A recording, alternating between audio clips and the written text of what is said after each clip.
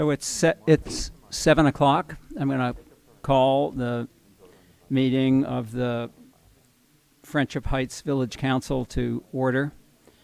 I'm Bobby Pestronk, for those who are listening for voices. Thank you for attending, whether you're here in person or are streaming online. Before we tackle the formal agenda for tonight's meeting, I'd like to welcome Daniel R. to the council. He is literally signed, sealed, and delivered to us following confirmation by the Montgomery County Council and his visit last week to the county clerk's chambers in Rockville.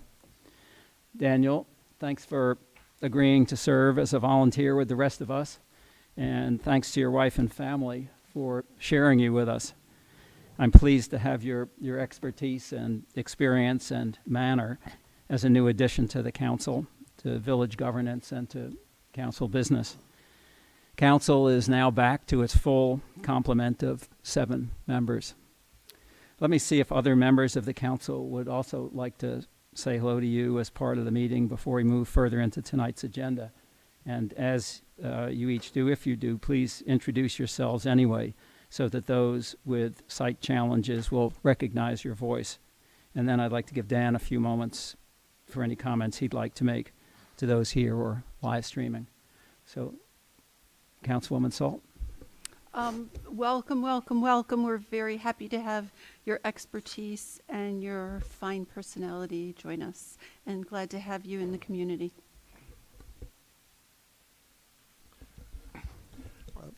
I too welcome you, Daniel.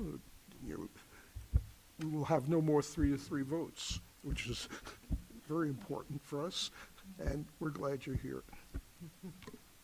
Yeah, I echo that, and as I mentioned last month, you filled a few voids we have in the council in terms of school-age children and being an attorney. So it's we're happy you applied and stepped up, and I know it's hard to come in midstream, but I'm sure you'll be fine. Thank you. Thank you. Mayor White. Hi, Daniel. I'm Melanie White. I see we have something in common already with your Diet Coke there. So I think it's great that we have another representative from the Willoughby, and welcome to the Village Council. Daniel, you and I have chatted already a little bit, and same thing. If you need anything, please do not hesitate to ask, and welcome aboard. Thank you all very much. This was from the first conversation, I was impressed with the work you've all done so far, but more importantly with how warmly you've welcomed me, how smooth this transition was.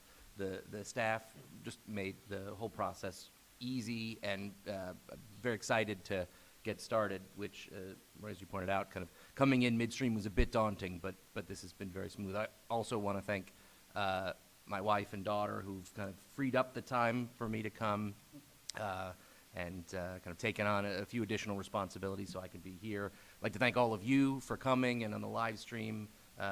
In preparing for this, kind of looking back at the video of previous meetings, the level of participation, your willingness to come and share your experiences, share your opinions. I think this work only gets done if it's done in support of the community's interests, and you all here representing that, and I appreciate you all taking the time as well. Thanks. I'm eager to get started. Thanks, Daniel. Our first agenda item tonight is a presentation from Geraldine Hayes, a doctoral student at the George Washington University School of Public Policy and Public Administration. Her presentation addresses the results of the recent Quality of Life survey. Simple counts from that survey have been available for well over a month on the village website. Ms. Hayes will share additional analytical insights and observations from the data. I've had the pleasure to work with both Ms. Hayes and Dr. Newcomer, her faculty advisor, since the survey's inception last fall, and both have volunteered their time to help us. So I want to thank you for that, Jerry, and if you'll convey that thanks to Dr. Newcomer as well. Ms. Hayes will make her presentation and then answer any questions, first from the council, and then I'll recognize a few from the audience. So welcome, Jerry. The floor is yours. You can stand right here, and I think Julian or Jason, you run the slides. Great, thanks. Hello, everyone. As Bobby just said, I'm Dorothy Hayes, and I'm a student from George Washington University. First off, I just want to say thank you very much to the council for letting me participate in organizing the survey. It's been interesting and fun, and I've enjoyed doing it. Unfortunately, Dr. Newcomer, my professor, is traveling this week, so she won't be able to join us. But we worked closely together to do the survey.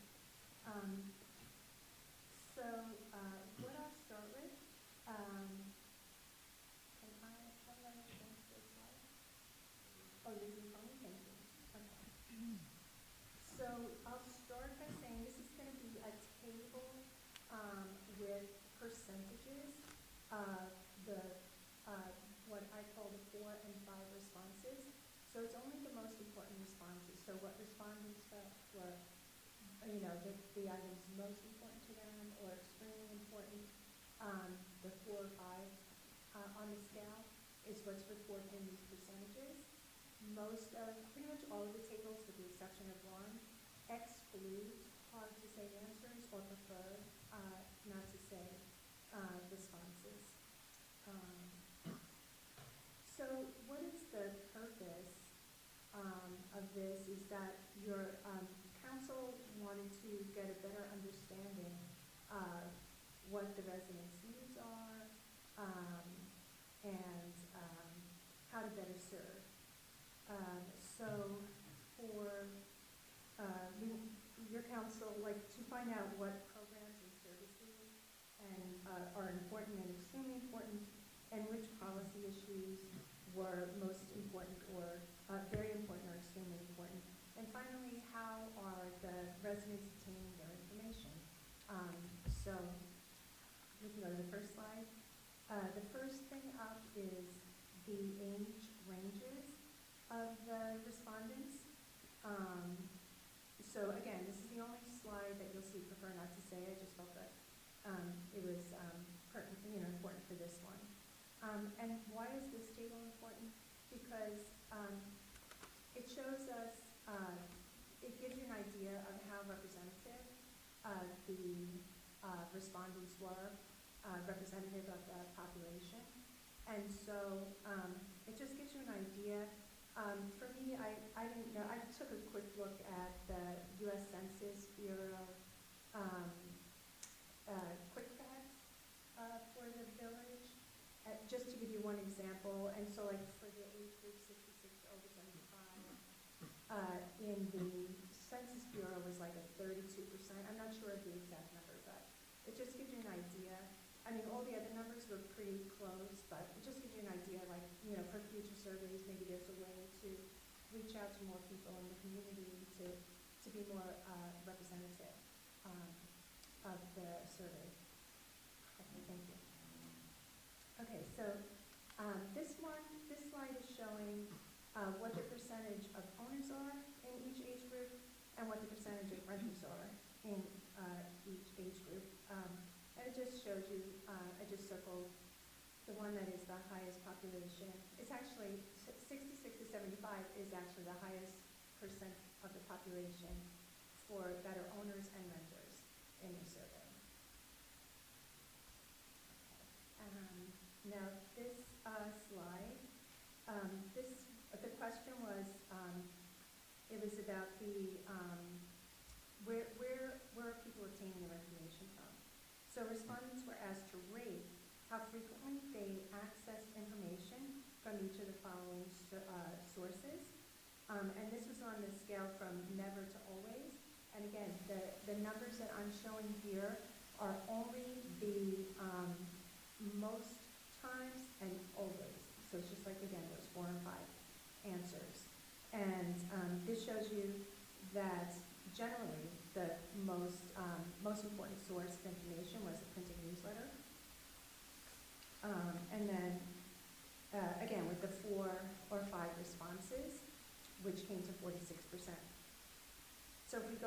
to the next slide, I kind of broke it out into this one's broken out by age group. And this one's showing that most of the age groups use the printed newsletter, and there's just a couple of exceptions. So the younger group, the 18 to 25, they rated texts and emails as the most frequently used source of information. And the next age group up, the 26 to 35-year-old, use the website, but all the other age groups are using those printed newsletters. And then the next slide, and again, we'll go back later, and I'm happy to answer any questions. I know it's just like a lot of numbers to just kind of throw out there, but later on we can talk about it or answer questions.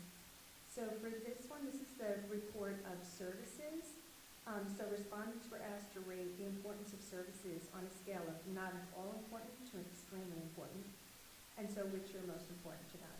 So in the general, the overview, it's parks. Again, in the next couple slides, we'll break this out by homeownership, age group, and building. So the next one, table 6, is showing us the most important services to renters and homeowners. And so here, again, parks is jumping out at us. Both the renters and the owners, the most important rated to them was parks, either very or extremely important. And then the next table we go to is broken out by age.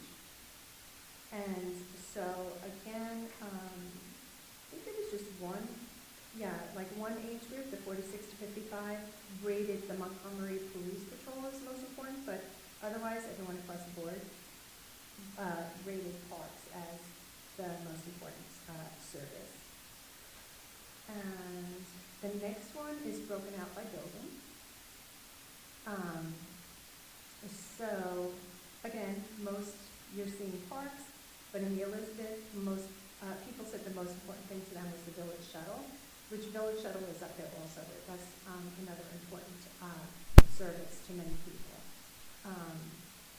And then, the next one we look at is programs.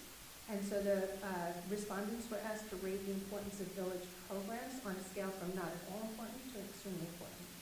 So what's most important is across the board farmers market. From a general look at it, it's farmers market with 52%. And this one, the next slide, we break this out by, again, age group. And again, it's farmers market is the most important program to all the ages. Second most important is the village special events. So, and then finally, the views on policy issues are up next. And respondents for this question, respondents were asked to rate their views on policy issues on a scale from not interested at all to extremely interested. And the following were the most important policy issues for the residents. So from the general perspective, the most important is the variety of retail shops in the village, and that was 81% of the respondents that rated this 4 or 5. And then this one in the next table is broken out again by age.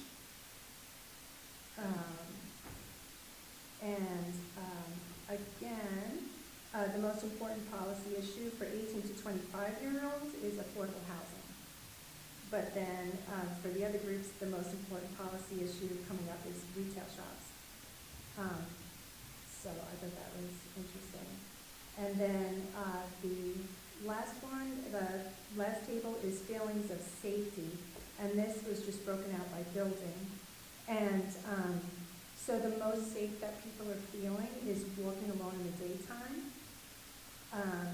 So there's, again, these are all 4 and 5s. So they're feeling most safe walking alone in the daytime, and those numbers drop a little bit for walking alone at night. And again, that's pretty much across the board. And then I just pulled a couple of comments excerpts, which I thought were interesting and important. So what the village does well and what the village can improve on. So first, for what the village does well, one person said, "It's good to have a community organization, and I appreciate the value it provides to many residents." Somebody else said the newsletter and programming was what the village is doing well. And a third person said that what's being done well, keeping a close-knit community and offer dedicated services to residents based on their needs. And then for what the resident can, for what the village can improve upon, a couple of residents quotes. One is, "This survey has some facets that need improvement, such as the question about sending comments to council members. Some of the email addresses are non-specific and have the email addresses info at. This suggests that an email sent to that address will be seen by more than we intended, and that is not good." And then somebody else mentioned conducting surveys similar to this more often and caring about the responses and then taking action, which leads me just to like my couple of comments was that, thoughts anyway, maybe recommendation or kind of like thoughts that, you have set up the ability to do the surveys. So I would say, do them more frequently because it's a great way for the residents to convey what their needs are and what their opinions are. And it's also a great way for the council to make the residents feel like their opinion matters by responding to it and, making them feel like their voice is important. And, it's very important. And the other thing I thought, just two other things, representativeness. Maybe there's a way to get more people, so we did this breakout, for example, by the buildings, which is great, but we don't really know the numbers that we're seeing of the respondents from each building.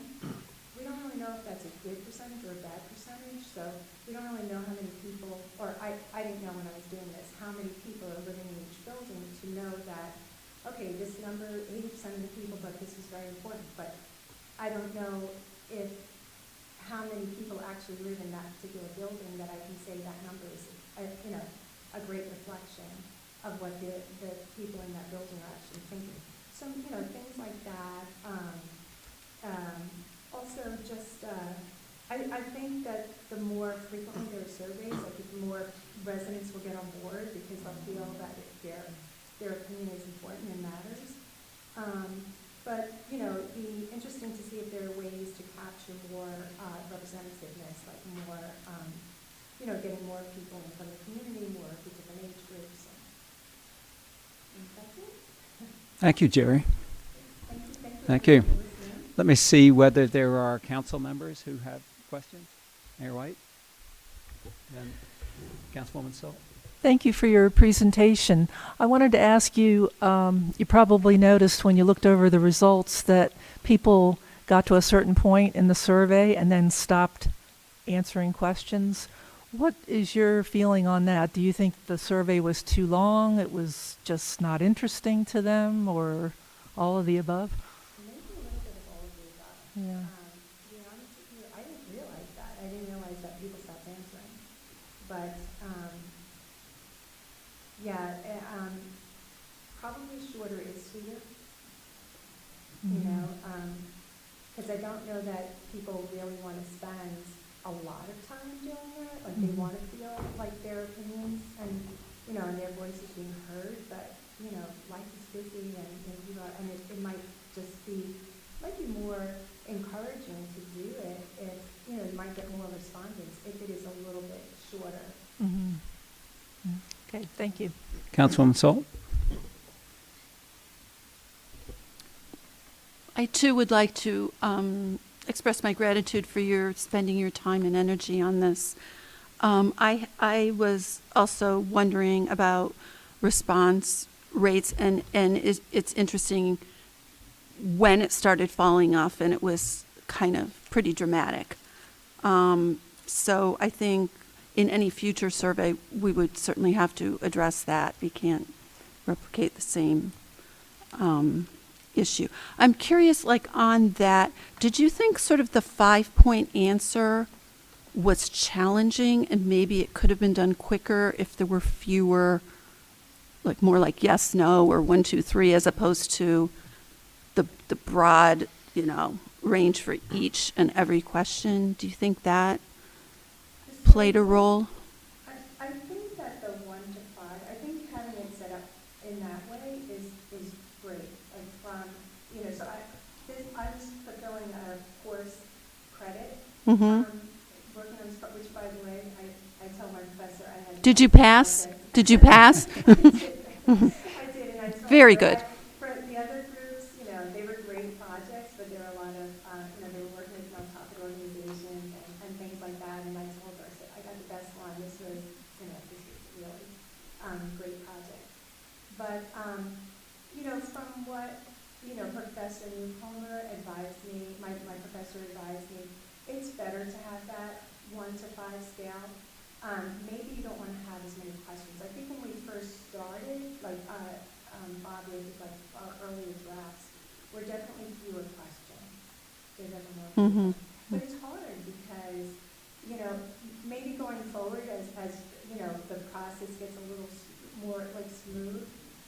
But it's hard because you're a group of caring people and everybody wants to hear, wants to understand the residents' opinions and feelings about things and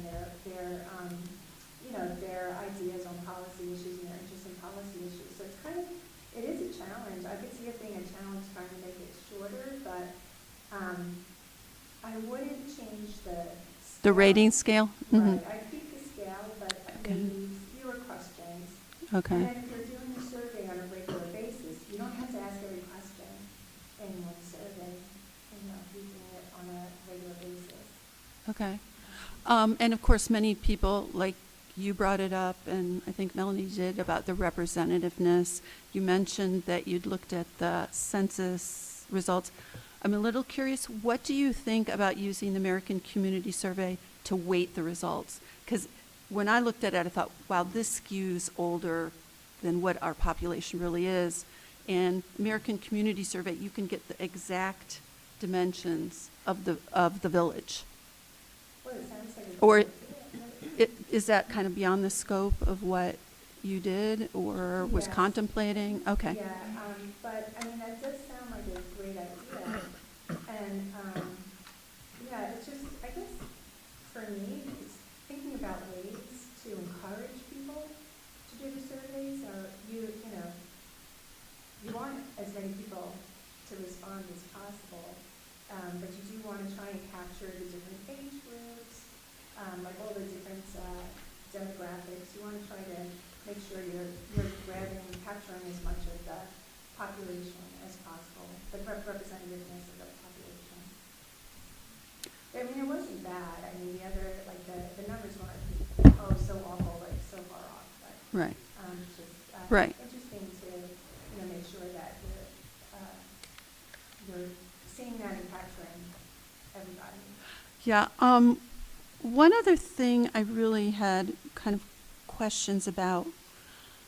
You mentioned that the younger people, and by younger I mean young adults, are expressing concern about affordable housing. I thought they were also saying something about having more difficulty paying bills. So this image of the older people struggling and the younger people doing just fine may not be what's happening here. Do you kind of agree with that, or am I overstating it?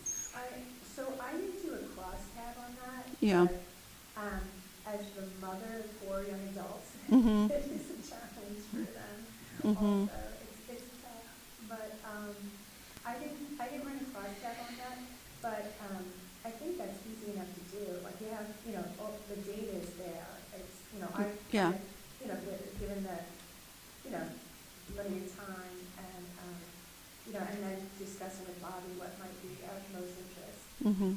Is how we determine the crosstabs. But there's many ways, there's many crosstabs you can do to, figure that information out. I think it's a great idea. Mhm. Just one last question. What would you say is the single most significant finding from the survey in your view? Well, I did think just that point that the young people are struggling a little bit. I thought that was an important point. I thought it was, and then just kind of, kind of an outsider, just like looking into this town. Isn't it nice that they have such nice parks, and that's important to everybody, and the farmers market, and it just seems like everybody seems so positive about the farmers market. I just thought all that was nice. But as far as finding, I thought that was a really key point, that the young people are, made that was one of the more important issues for them. Thank you very much. Other questions? Councilman Schaefer? Thank you. So, well, thank you for doing this. And did we receive those slides? Or, I know we have the survey results. Have we gotten those? Can we get those? Are they not, I'm not sure, I sent them. Yes, you sent them for the presentation, but I can forward Yeah. it to the council, yeah. Yeah, whenever. We can also post them on the website. Great, thank you. And one other thing, I'm sorry, I don't mean to like cut you off, but speaking about you just said you saw the survey results. I thought maybe, and it could just be me, but I thought that maybe the way the results are being reported, across the bars with the percentages, and the color coding, like as you look through them, the color coding changes. So that might be a little, make that a little difficult for people to understand. Maybe that's another recommendation. Maybe make it a little bit more user friendly. Yeah. I'm sorry, I didn't mean to cut you off like No, that. that's fine. And I forget that. And I had that because I thought, oh, that wasn't very important. Then I realized what was the color that was important at the top was not important at the bottom. So, do you know how many people took the survey total?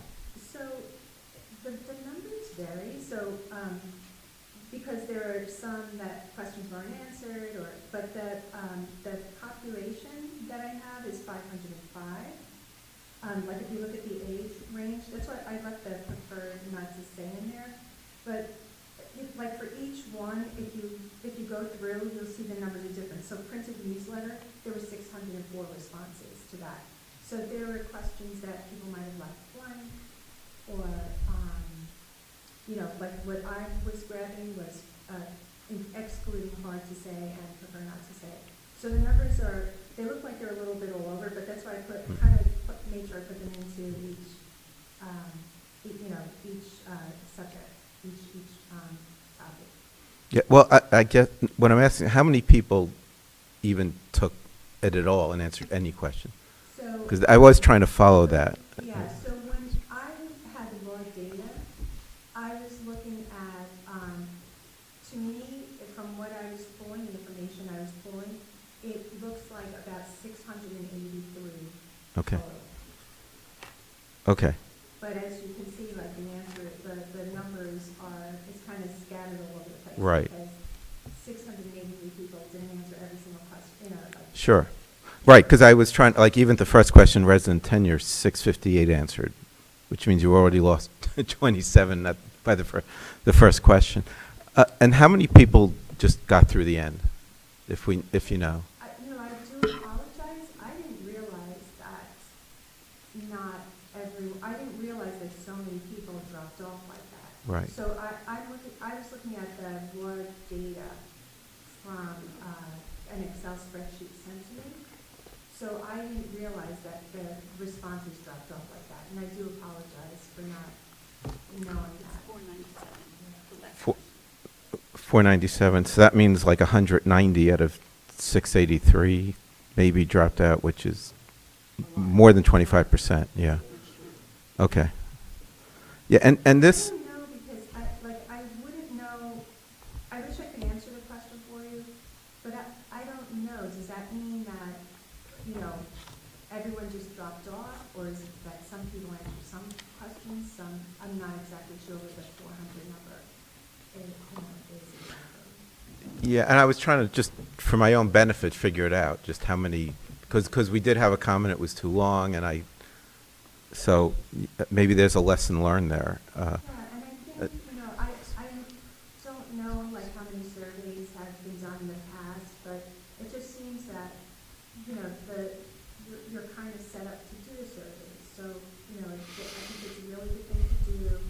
think going forward, you know, that's what I like included, comments about the survey, because that's important. I think as people are taking the surveys, that you'll understand that going forward. Well, that's too many questions. Don't ask me that many questions. And, you know, it's kind of like that, your respondents can kind of help shape what the surveys going forward can look like. Okay. All right, I have, and this might be outside what you were asked to do, and that's, just tell me if it is, but I was just a little concerned. We didn't really seem to do anything to verify that people who said they were from the village were from the village, or outside were outside. And we didn't do anything, I don't believe, to keep people. Do we have, I thought we had an other. No, I'm saying to verify this. Like, for example, I know a lot of people, I don't know. a lot of people come here and use our services, which is fine, but they might not want to say they don't live here, so they might have an incentive to say they live in a building. So we didn't, there's no way we could know that from, yeah. I mean, I don't, again, I really don't know the answer to that, other than to say, I would think that, you know, people want to keep their identities private, so Mhm. other than, I mean, I think there has to be a certain amount of faith and trust, because, Right. you know, people want to keep their identities private. You know, they want to. Okay. I don't know, I really Yeah, and don't know. that's, Like, it's a really yeah, good question, but okay. I'm not really quite sure how to answer it. Yeah, and then which sort of led to my next question. I don't know that we did anything to stop people from taking it multiple times. So if someone signed in from their phone and their work computer and their personal and all have separate IP addresses, you know. No, so that, I mean, that's, and if that's outside of what you, yeah. I'm just wondering, I don't know, Bobby, maybe you might have the answer to that, like the whole, the setup with Qualtrics, I don't know if there's a way to address that. Or benefit, but- Yeah, I think actually Jason, who has the regular interaction with Qualtrics, might have an answer to that question and maybe some of the other questions too. Sure, so that actually came up in discussions when we were planning the survey, was to track who actually lives in the village and who doesn't. And it was decided that we didn't want to violate anyone's personal data or information. So we decided not to go that route, but Qualtrics does have that capability to track if you are in the village in a certain geo Mhm. space. So we decided not to go that route, just to. Okay.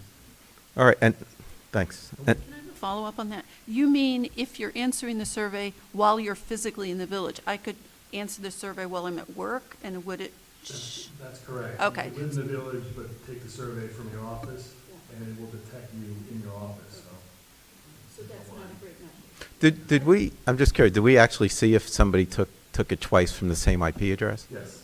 Okay, We actually okay, viewed that information, and Okay. we spoke about it internally, and we spoke about it with Bobby as well. okay. I guess it's kind of like a trade-off, because, I don't know, I think that it might scare people off to make them feel like you're following, you know, you're. No, I agree, but I'm just trying to get a sense of, you know, like the data integrity. Councilman Macy? I too want to thank you for doing the work, and just say a few things which I know you know, but for everybody's benefit. Some of the questions suggest that what we may be doing here, which we're not, is a real survey of the sort that Gallup does, or NORC, or all those other people. In the work I do, in my writing, I'm asked frequently, you know, I don't believe in surveys, and of course, I talk about margins of error, and I talk about confidence levels and things of this sort.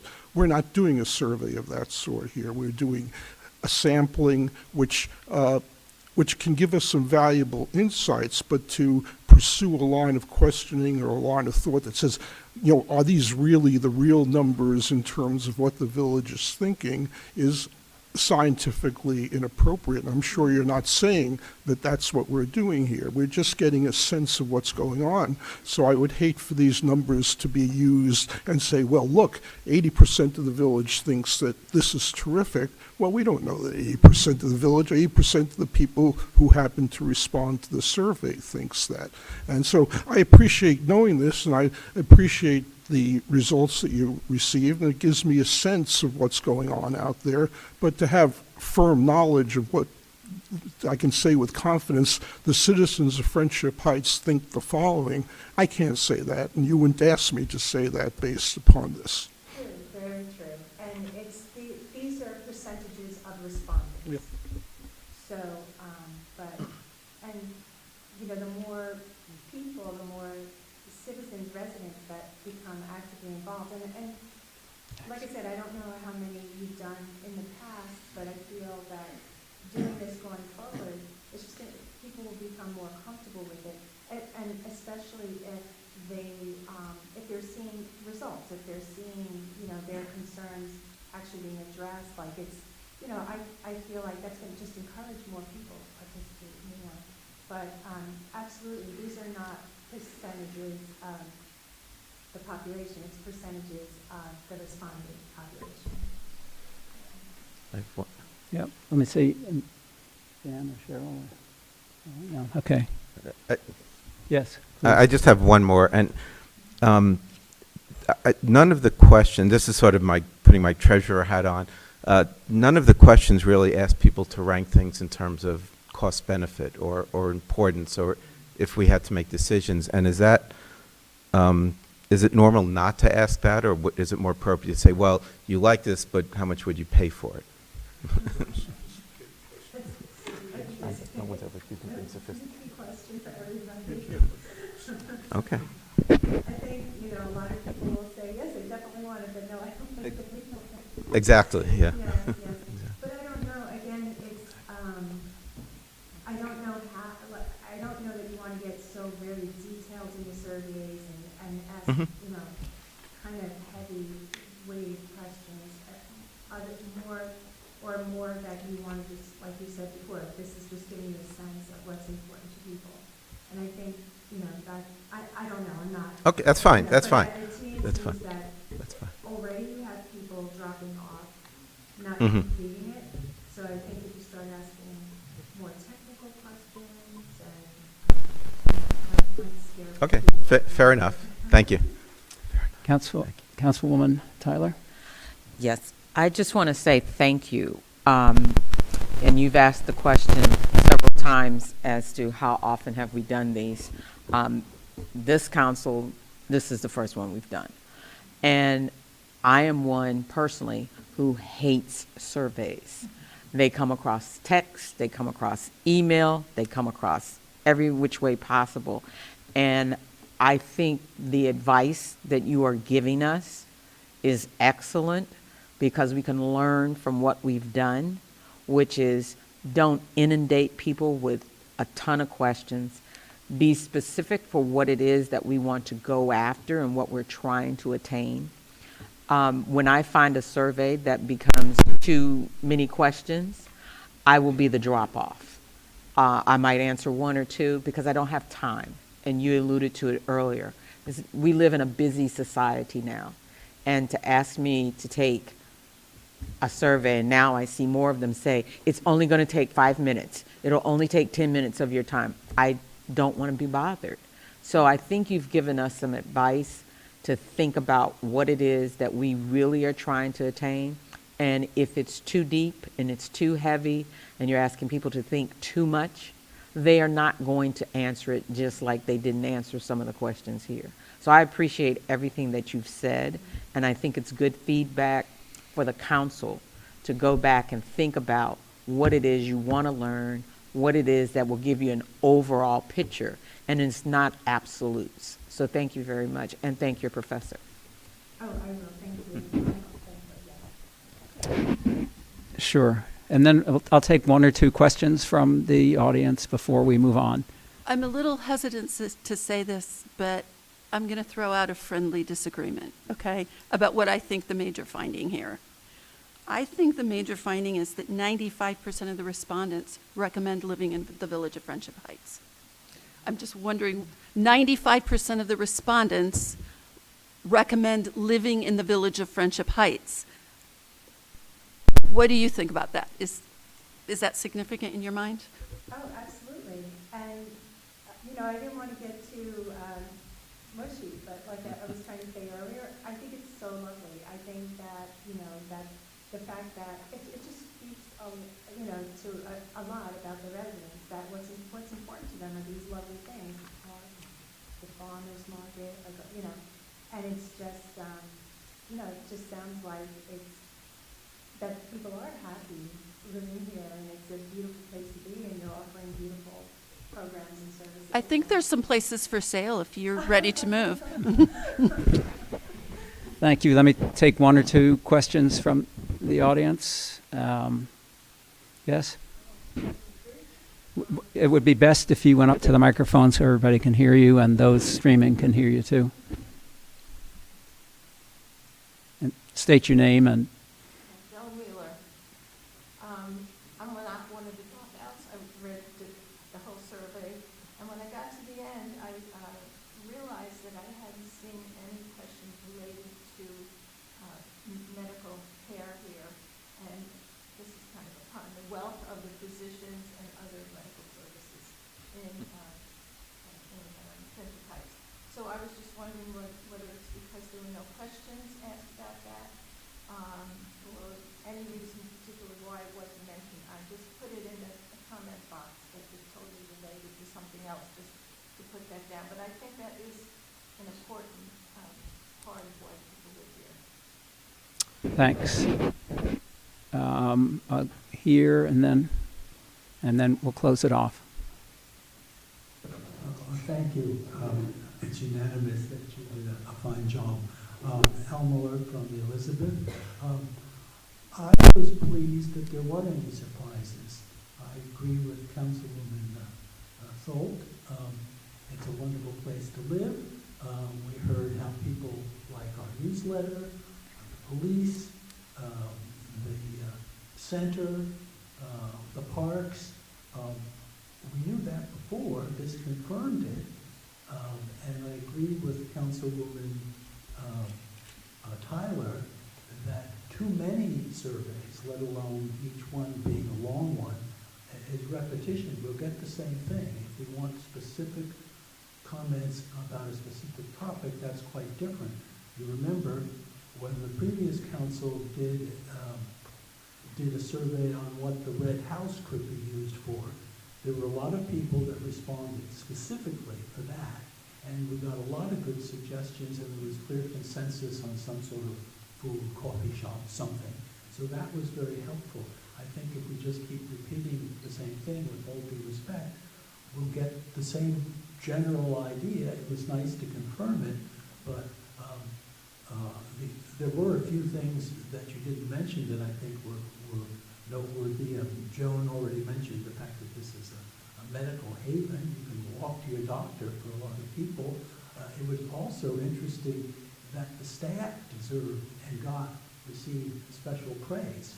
It was noticeable to me because I thought it was a little bit interesting that the staff actually got a little bit more recognition than the council members, which I was one of.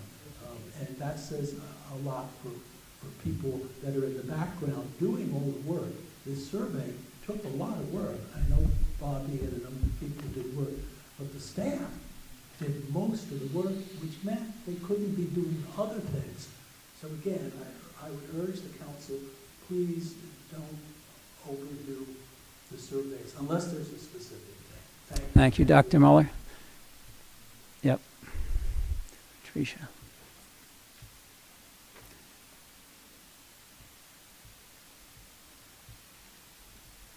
Hi, I am Patricia Canisa. I live in the Willoughby, and obviously part of the questionnaire service or anything for public health people that we have worked over 50 years is very familiar. I think that there is a lot of data here that needs to be analyzed and understood far better. That is not the extreme, it's not the most, it's not the less. It's not what's happening in the middle at the same time. So a lot of analysis can be drawn from this data that we have to understand far better what is the level of satisfaction. The other pieces of variables of diversity were very poorly explored by this survey. And in a growing community that has more and more diversity, not only in age, but in different cultural backgrounds, it's very important to insert that piece. Certainly the issue of health is extremely significant just because of the age that we have. And even if you can walk to a doctor around, there is not too many geriatric services. And in reality, to look into that kinds of gaps are very important.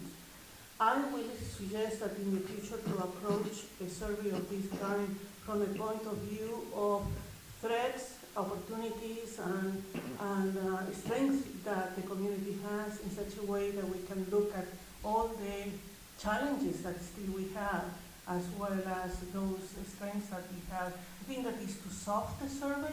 Probably we need to look a little deeper in some of the questions.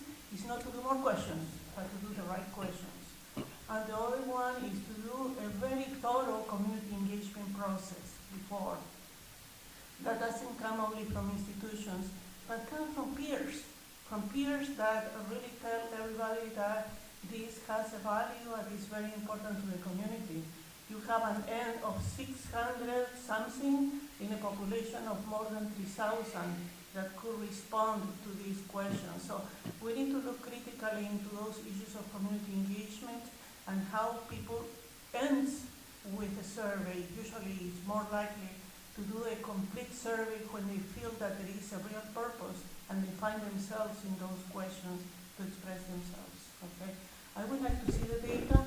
I would like to have an opportunity to talk more in deep about this, and certainly to look into the programming and how the programming of this center, as well as overall programming in the community, is connected to what we got here.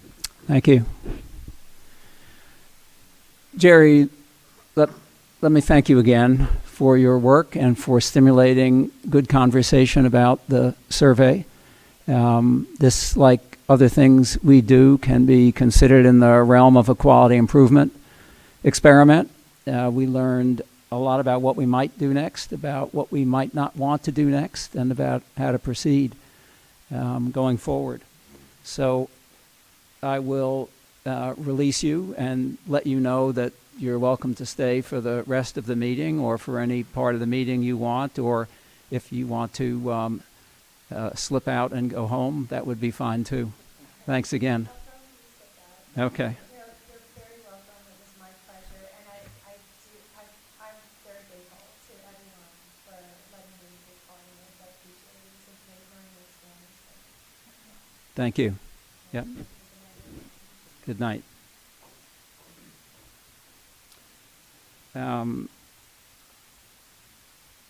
We're going to move on to the next item on the agenda, which is the chair's announcements. I wanted to spend some time on Page Park to bring people up to date on some of the details there. I'm going to, in the interest of time, not do that. And I will give my comments to the village manager, and I'll simply ask that they be posted. There have been a number of questions about the detail of the county's review of the 18 separate reviews that are underway as part of that. And those who haven't taken the time or had the time to go out on the website to see what the status of those are, I was going to provide details about that. The other thing that I'll mention is that County Planning staff member Atara Margulies, who has been here twice to talk about the urban design study, made a presentation to the County Planning Board on March 7th. And by virtue of these comments, I'm going to ask that the village manager put the link to her comments on the village website. I listened to them, and I recommend to listen to anyone who's interested in the future of Friendship Heights more broadly defined, but also in the future of Friendship Heights for the village itself. Some of the details that she presented were not part of the presentation here. And so it's interesting to hear all of what she had to say about what they've learned.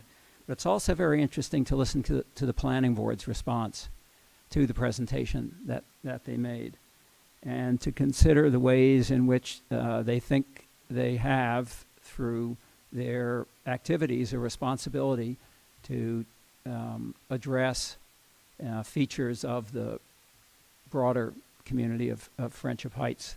And I think it's reasonably clear that the sector plan will happen, that the county council will approve that, and that sometime in the late summer to the fall, the work on that will begin. With that, let me see whether there are comments from the council. Anybody? Okay, seeing none. Mayor White? Yeah, thank you. But you can go ahead, and then I'll do that.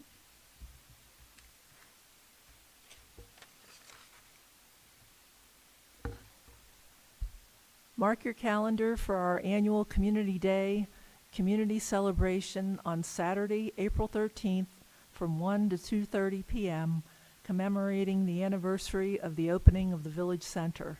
Check your April newsletter for more details. The Village is once again participating in National Drug Take Back Day on Saturday, April 27th.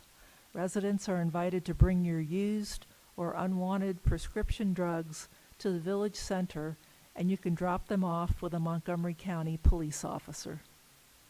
Thank you, Mayor White.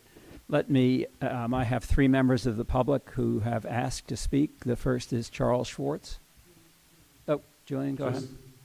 Sorry, Charles.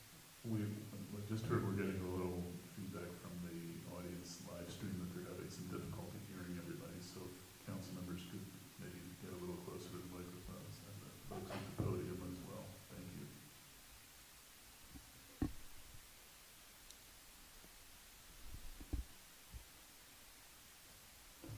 Hello, my name is Charles Schwartz. I'm from 4620 North Park Avenue. My comment initially is about the scope of work. Well, it's called request for proposal, but you're calling it in another place scope of work. I understand this is for purchase of 2 buses. Is that correct? Not renting, but purchasing them?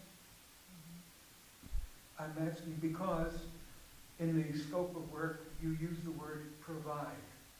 It doesn't tell me whether it's purchase or renting.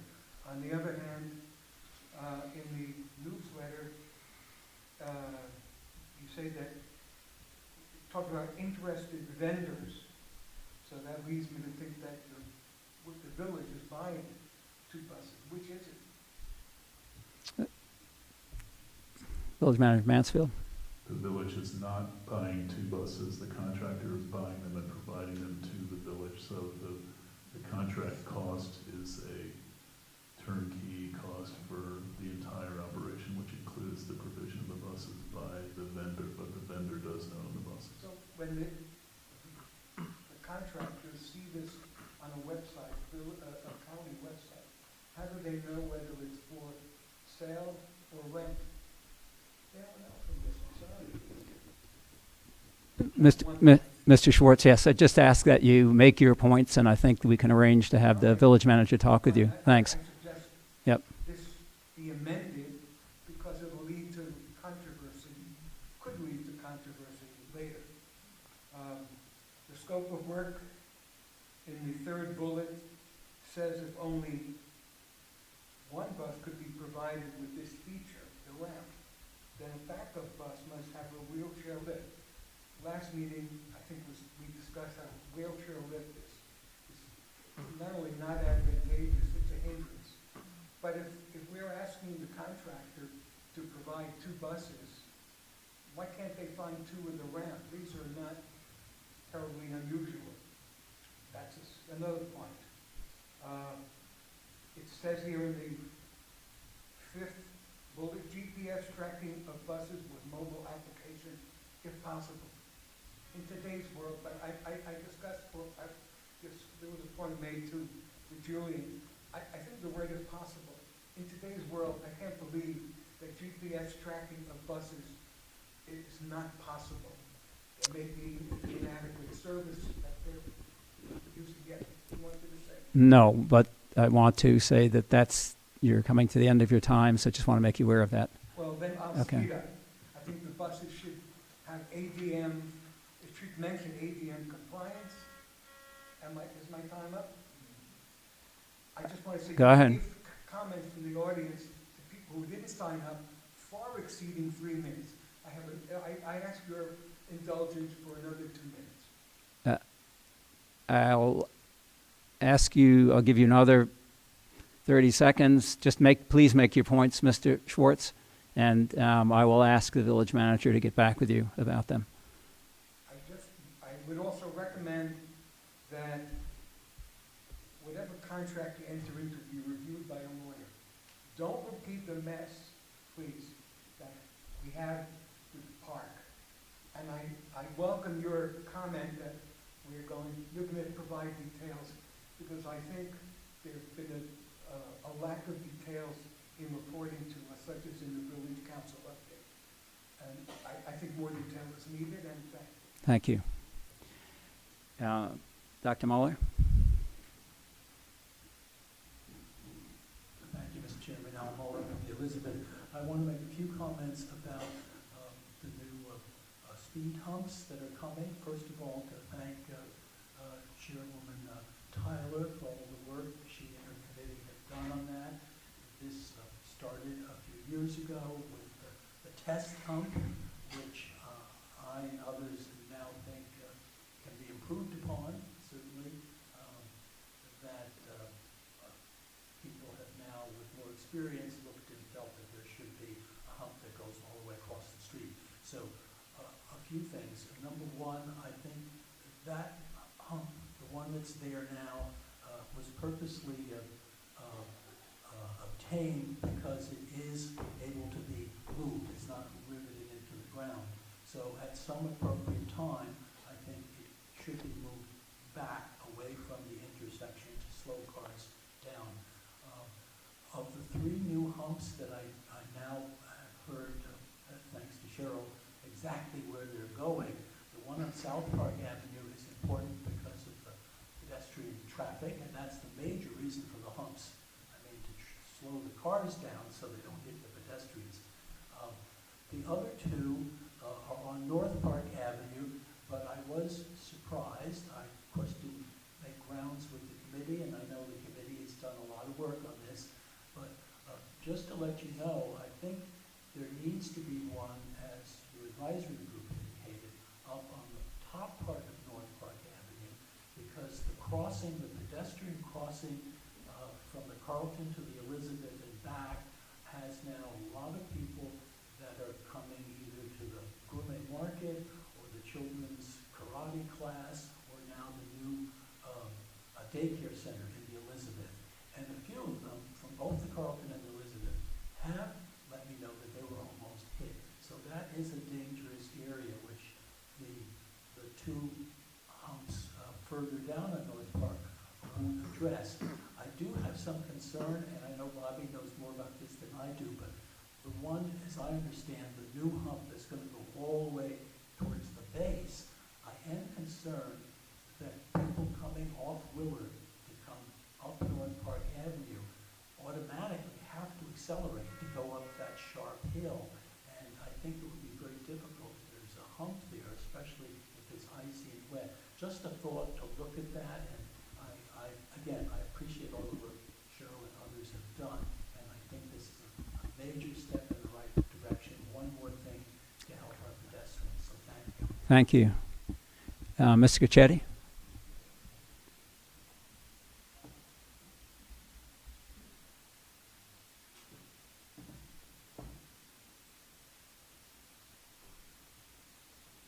Roger Cochetti from Willoughby North, and while the Montgomery County Planning Sector Plan is the most immediate and probably most important process taking place for people who live in Friendship Heights for the next few years, it's important to keep in mind that the other half of this equation is the important development that took place in February when the District Planning Office released and approved the Wisconsin Avenue Development Framework.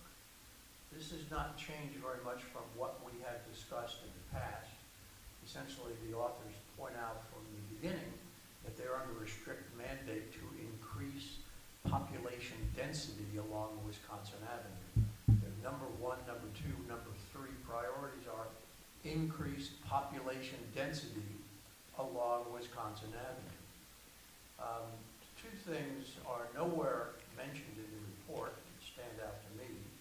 One is that there is no reference whatsoever to congestion, not one word about consequential congestion.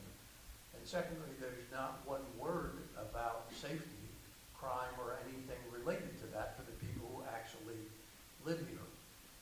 Essentially, the plan provides that it would provide maximum height of buildings all along Wisconsin Avenue from Western to Tenley Metro. Previously, they had included in their planning perspective Dorset to Nebraska, but because this is the more formal document, they restricted their comments on the Maryland side. I have many concerns and reservations about this. I've pointed out before. I think most importantly for the council, there are many, many organizations and forces working on this. Not one, except this council, represents the interests of the people who live here. Every other interest you can imagine is represented and lobbied, but there is no interest represented before this process on the for the Friendship Heights residents. Lastly, I'd say there is no reference to two amusing things, not one reference to the fact, was that 30 seconds or was that it? Okay, so not one reference to the fact that Friendship Heights has been designated by the Census Bureau as the most densely populated place in the United States. Actually, we're now second most densely populated place in the United States, 80,000 people per square mile. And secondly, amusingly enough, the plan pays lip service to the need for culture and recreational activities. And one of the examples it uses for increased cultural activities is we need more bars on Wisconsin Avenue between Western Avenue and Tenley. So those are my take on it. I think it's important the council stay on top of it. It has enormous impact on the people who actually live here. Thanks. Thank you. Next item on the agenda is the approval of the minutes from the February 12th council meeting. Councilwoman Salt. Yes, I move to adopt those minutes that were amended in the last day or so that everyone has seen. Okay.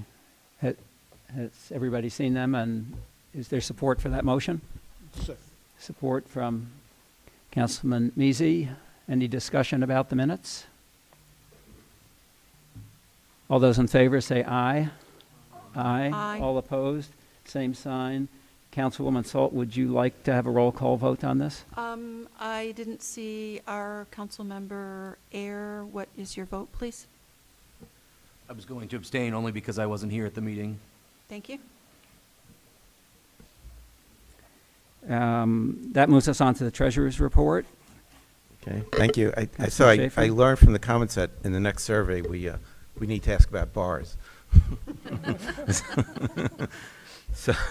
So my meeting is really the, if you don't mind, just to talk about the Finance Committee meeting last month. We moved along the budget process. One of the things we talked about was how, because when we make a presentation to the full council, we want hopefully that to be approved. And so we talked about how we get input from all of the council members into the draft budget. And we sort of approached it two ways. We decided that I would contact all of the council members, ask them, and I sent them an email. I asked them, what would you like to see added as a new expense? What would you like to see cut possibly? Nobody recommended a cut.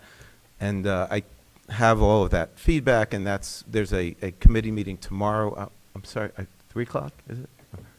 2:30, okay. It's a good thing you didn't say 3. I would have missed it. Yeah, so that's really, I think all that's left is we're going to take up the final recommendations from council members that are not part of the Finance Committee and wanted to have some input.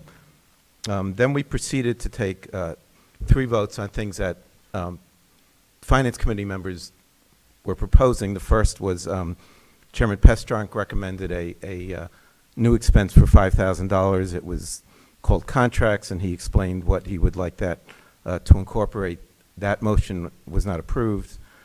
I recommended adding a contingency expense. That's not an actual expense, but just to recognize the fact that we very often go over in our budget, so it would sort of help absorb some of the shock if that happened. That was not approved, so that will not be in the draft budget. And then the third vote we took wasn't on a specific line item. We talked about the security patrol, because the agreement we have in place, there's no, and I think I've mentioned this before, there's no mechanism, it's open-ended, so there's no mechanism for it to ever get periodically reviewed by the council and either modified, cut, increased, and we really need to do that. When it passed, it was passed with just 4 votes, which is the minimum. So we talked about that, and after our discussion, we made a motion.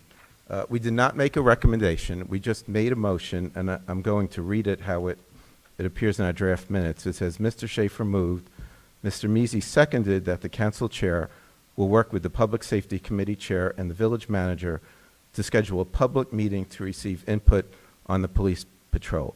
The motion was approved by a 2-to-1 vote. I voted yes. Councilmember Measy voted yes. Chairman Pestronk voted no. And it's just, so I'm formally on behalf of the Finance Committee making that recommendation that we do hold a hearing leading to a council review. That probably won't happen before we vote on the budget. So in the interim, in the budget, we are continuing to fund that off-duty police patrol at the current levels, which is $175,000. And so the last thing I want to say is tomorrow at the meeting, if we can get through the final items requested by other council members, and if we can, hopefully we might have final agreement on the salary levels. And I think at that point we can vote on approving the budget to send to the council, the full council next month. And for that, I also wanted to thank the Personnel Committee, Mayor White, Councilmember Measy, Councilmember Salt for getting that done, because I'll probably mention more about this next month, but we are using a sort of modified process from prior years. Thank you. Thank you. Village Manager's report. Yep. Thank you. 2 quick items. One is a follow-up from last month's announcement I had about a shuttle bus map. I'm happy to report that the map is now live on our website. We had some feedback from residents who were having some trouble locating some of the bus stops. So we now have a new map posted on the website with every stop indicated, and you can click on each stop for a description of where it is. We also have a PDF printed version of that map, which we're handing out at the Village Center, and we're handing out copies on the bus. Second item is we're working on essentially an organization chart / diagram that will be posted on the website that will basically sort of give an overview of everything that council does, the staff does, broken up into categories, and you will be able to click on each category and get further information about all the operations we do. It's intended to be basically a 1-page visual on the website, so it'll be easy to navigate, and residents can have a sort of a clear overview of everything that's going on here and all the various committee work and the staff work and priorities that we're doing. So it's sort of a snapshot of the entire operation. We will be presenting it to the council in advance of the April meeting, and then we anticipate presenting it publicly or having some type of public discussion about it at the April council meeting after the council's reviewed it internally. Thank you. Thank you. Committee reports. Councilman Schaefer, is it the Finance Committee of February 13th? Right, so Yeah. I just basically gave it, but again, just to remind people, if you want to come by tomorrow at 2:30, they are open. You can ask questions, make comments, give opinions, so hopefully you can make it. Thank you. Thank you. Mayor White, the Personnel Committee meeting of February 22nd. The Personnel Committee met briefly in open session on February 22nd to discuss the hiring of a very part-time front desk person who will fill in on an as-needed basis when regular staff need to be away from the center. And that was approved. It was recommended that the council approve that recommendation. We also met in closed session on February 22nd to discuss staff salaries and other matters pertaining to individual staff members. That's it. Thank you. Yes. I just want to confirm, we put a limit on how many hours that new person will work? Yes. Okay, and it's 20, no more than 20 a week? Do you remember, Julian, what the exact number was? Yeah, it should be less than that, and it's essentially an on-call backup person, so Right, but I would imagine it would be less than that on a normal basis. I don't know, but was there an absolute cap? That, so to, That's, yeah, it wasn't in that discussion oh, when it was recommended. My motion had a limit of 20 hours per week for that, I'll call it a swing position, sort of, or, backup position. and did that pass? Yeah. Okay. Michael? Procedurally, do we have to vote as a council to approve the position? Right, or is it, I assume that's, are you going to make a motion to that effect, Melanie, or? I can put that in the form of a motion that we approve as a council the hiring of a backup person for the front desk. I second it. Okay, it's been a motion. Yeah, can we just add the hourly cap? We can. Amend the motion? If it would, yeah. I'll amend the motion that there's an hourly cap of 20 hours. Is that okay? Everybody understand what the motion is? As amended? Questions? Yep. Melanie added, is it per week you're asking or per month you're asking, or what are you asking? Well, the point is that at 25 hours, they become eligible full-time. So whatever would be needed to keep them not eligible for That's per full-time week. benefit. Is it per week? Per Then week. it's per week, yeah. That's it. Please make sure you use your microphones for the website. Thank you. Thought I had it on. So it's per week. Okay, that's all. And Chairman, can we have a roll call vote on that so I get it clearly? Sure. And this is a motion to hire a part-time person less than 20 hours per week. Is that, as I understand it?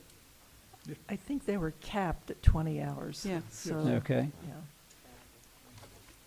So this is a part-time person capped at less than 20 hours a week to serve up to 20 hours a week Up to to, 20. up to Up 20, to, yeah. up to 20 hours a week to provide backup to the front desk staff.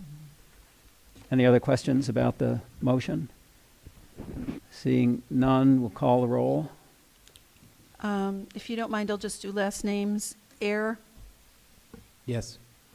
Air 4, Measy, Yes. Measy 4, Pestrunk, I'll abstain. Schaefer, Yes. 4, Solt 4, Tyler, 4, yes. Tyler 4, White Yes. 4. Thank you. The count then is, 6 to 1 abstain. thank you. The motion carries. Moving on to the report from the Council Public Safety Committee. We do have Christine Nauer representing, no? Oh, sorry, I'm sorry. Yes, that's right. I'm moving next to the Council Public Safety Committee. Councilwoman Tyler. Thank you. The Safety Committee's been busy, and just to do a recap, we planned a calendar for the year, and we are almost finished with hitting all of those points. And next month, we will be having a town hall safety meeting with the residents We have had one with the business people to hear their viewpoints, their issues, their concerns, pluses, minuses, whatever, but we met with them independently. And so we look forward to hearing from the residents. And we have also continuously, and I think it might address some of the concerns you have, Roger, on the district and Friendship Heights and safety issues. We meet, being the village manager, myself, and the council chair, we meet, in fact, we just had a meeting last week concerning the safety concerns in both DC and the village. And that is is it quarterly meeting? I think it is. It's a quarterly meeting, and it's based, it's formulated by the Friendship Alliance group. And so we meet strictly to talk about safety issues presently and in the future. And we met with, always meet with MPD, Montgomery County PD, and the captain from Metro met. And we hear issues that are going on, crime statistics in both locations, the challenges that they have when someone runs from DC into Maryland and Maryland into DC. We also understand that the biggest theft, which this is my first time hearing it, others may have, comes from out of Saks Fifth Avenue. And that's a major concern for them there, is it's Saks and Amazon Fresh. And so those are the two that they do keep up with. I did put in a request, because Mayor White always talks about it, is the lighting in the metro. When you go down from the parking lot right there by Bloomingdale's and Whole Foods, it's very dark. So I did put in a request to have them check those lights there because it is dark. The other thing was that they share a great deal of information, and what we learned, and we continue to learn every time we have the meetings, is that they have apps that have live reports that interchange between the two districts, the District of Columbia and this district of Friendship Heights. So we do stay in contact with them, and we get reports on a quarterly basis and do meet to go over things. So that was a positive. We also have found out that the camera program has expanded to cover our area in Montgomery County. So the residents and businesses can apply for cameras in the camera program, which those cameras will give access to Montgomery County PD. If there's ever a situation, they have access to the live feed and be able to go back and see what they can find. So we will have another meeting with the business group sometime in April, as we promised them, to talk more about what they can do. And I went to I can never say this correctly, Advocacy Day down in the last week while the whole legislation is down there. And one of the biggest bills outside of rent stabilization is the crime bill. And it hadn't passed yet, and neither has rent stabilization passed yet. They are down to probably 2 weeks left in Annapolis, and what I learned a lot is the changes that are going to take place. There are a tremendous amount of cuts in law enforcement across the board and across the country. There's a tremendous amount of money that is going to be cut from the transportation bill for Montgomery County because they need to use it for other areas. But they are our delegates, which I did get a chance to speak to Delegate Corman, they are very much pushing and concerned about the traffic issues and how budget cuts are going to hurt in different areas. And they're looking at ways to see how we can trim the fat somewhere else or, make up in another way. They are pushing the cameras. Those are tools to help the police officers around. So I've been busy, and So has Julian, because Julian and I email each other, seems like almost every other day on something with safety and issues. But I'd like to say thank you, Al, for talking about the speed humps. Julian has done a lot of lifting on that side, and we will look into the other one. In fact, he and I have talked about the one that is already here. We've talked about that one. They're expensive, and so we'll put that on the target to look again. And also, in ending, the safety committee, along with Julian and Montgomery County PD, we did our first and hope to be an annual event, which is we did a walk, a safety assessment of the entire village last week at night. It's easy to see it in the daytime. We want to see it at night. So we literally walked, it was about an hour and a half, and we walked the entire village, inside streets and outside. Granted, we have no authority on private property, but we did come up with recommendations for almost, I'd say, every single piece of property in the village, from lighting to shrubbery to some trash. But that report, we hope to have the final report next week from Officer Johnson.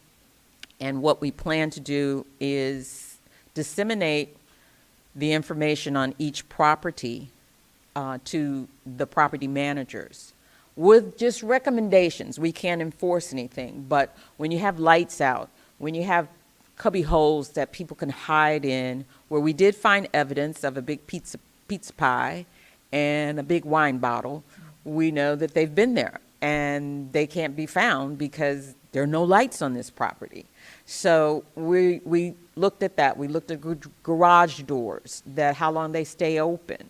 So there were a lot of things we looked at, and it opened our eyes to some more things too, because everybody concentrates on Wisconsin Avenue with the homeless people and the trash around.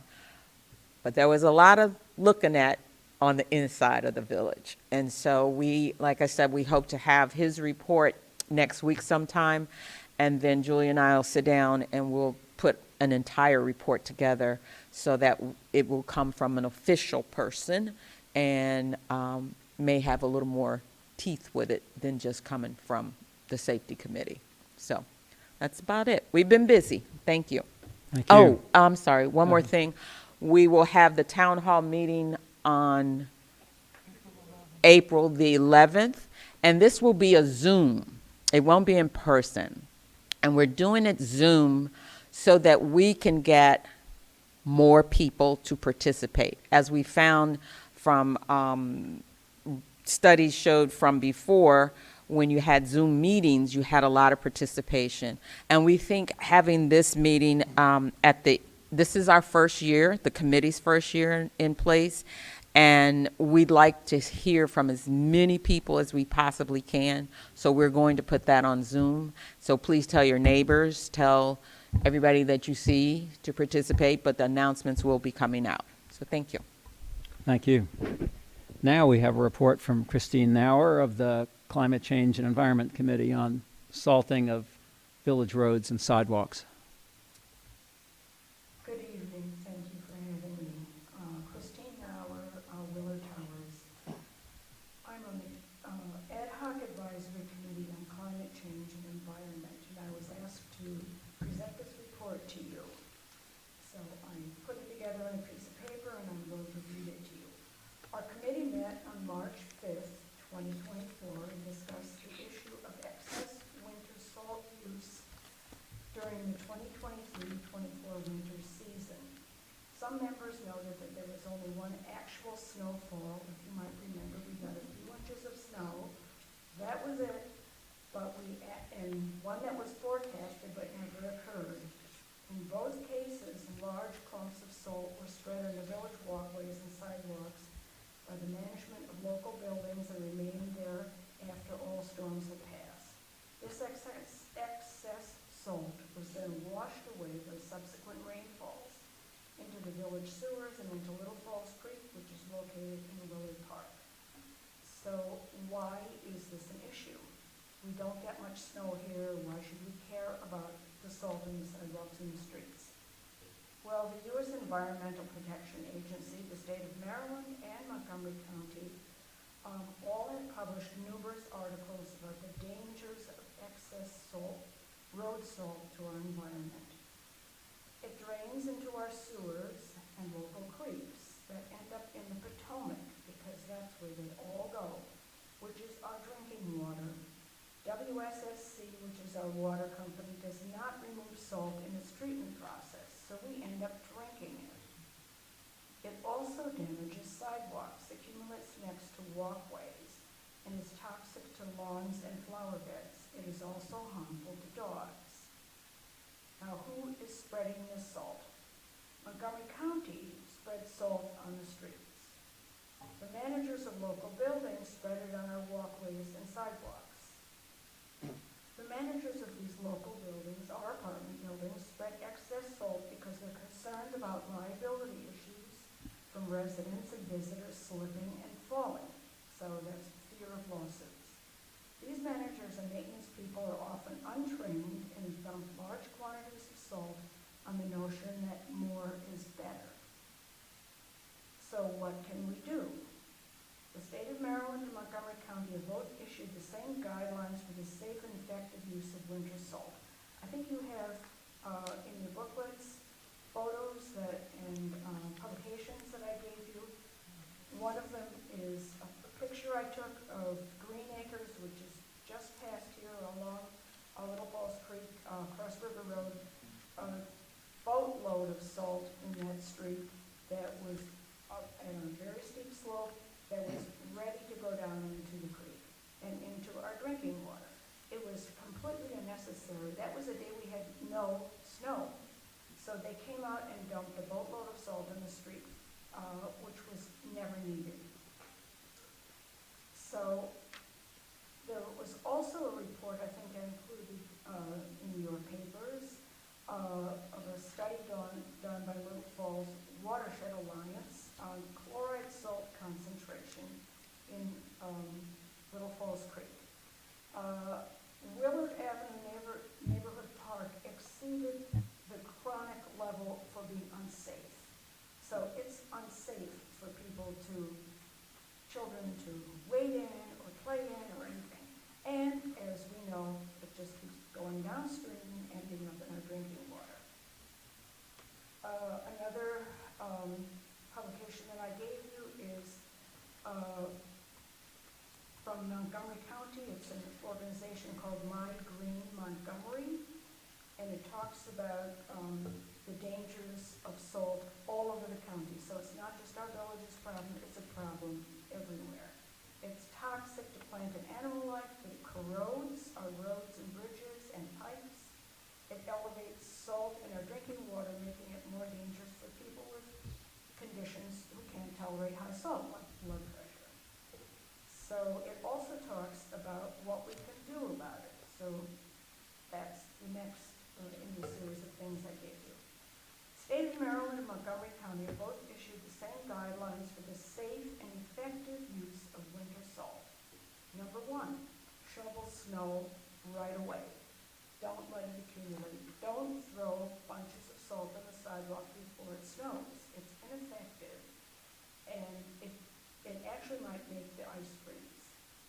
Shovel the snow right away. Use 12 ounces of salt melt to make safe 10 sidewalk squares. That might seem unrealistic, but it's true.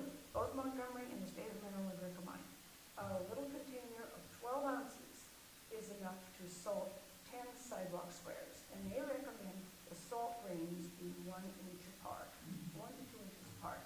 That's it. They don't want clumps of salt. It doesn't work, and it's harmful. After the storm passes, sweep up excess salt and reuse it at a later time. So I don't know whether you as a village can regulate this in any way. I know that we're just going to recommend this to you, that you pass these guidelines on to building managers, that first of all, the village center itself follow these guidelines. And we recommend that you adopt these practices is for village property, and send these guidelines to all of the property owners in the village. To the extent that you can regulate and enforce them, we ask you to do so. So I don't know if you have any questions. I know, Martha, thank you, you were a liaison from the committee, from the council to our committee, and you raised the issue of slipping and falling in front of a building. Unfortunately, I'm the faller type, so yes. But I think Julian has some important information for you on how this could, what he knows about implementation. Mhm. Yeah, I had a brief conversation today, actually, with our snow removal contractor in anticipation of this topic coming up this evening. And yes, they could modify their salt use to adhere to any guidelines. They said it's very variable how often they put down salt. They generally do not pre-treat because they don't find that effective. And some snows they don't salt at all because it's light and powdery. It's very easy to pick up. It's generally the wetter, icier type of snows that require salt. But they can definitely modify.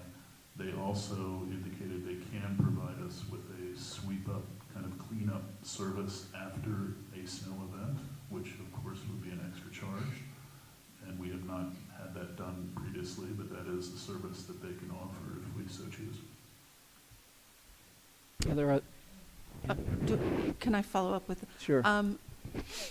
Ms. Nauer asked whether it would be possible to share this information with building owners. Is that something within your purview that you could do?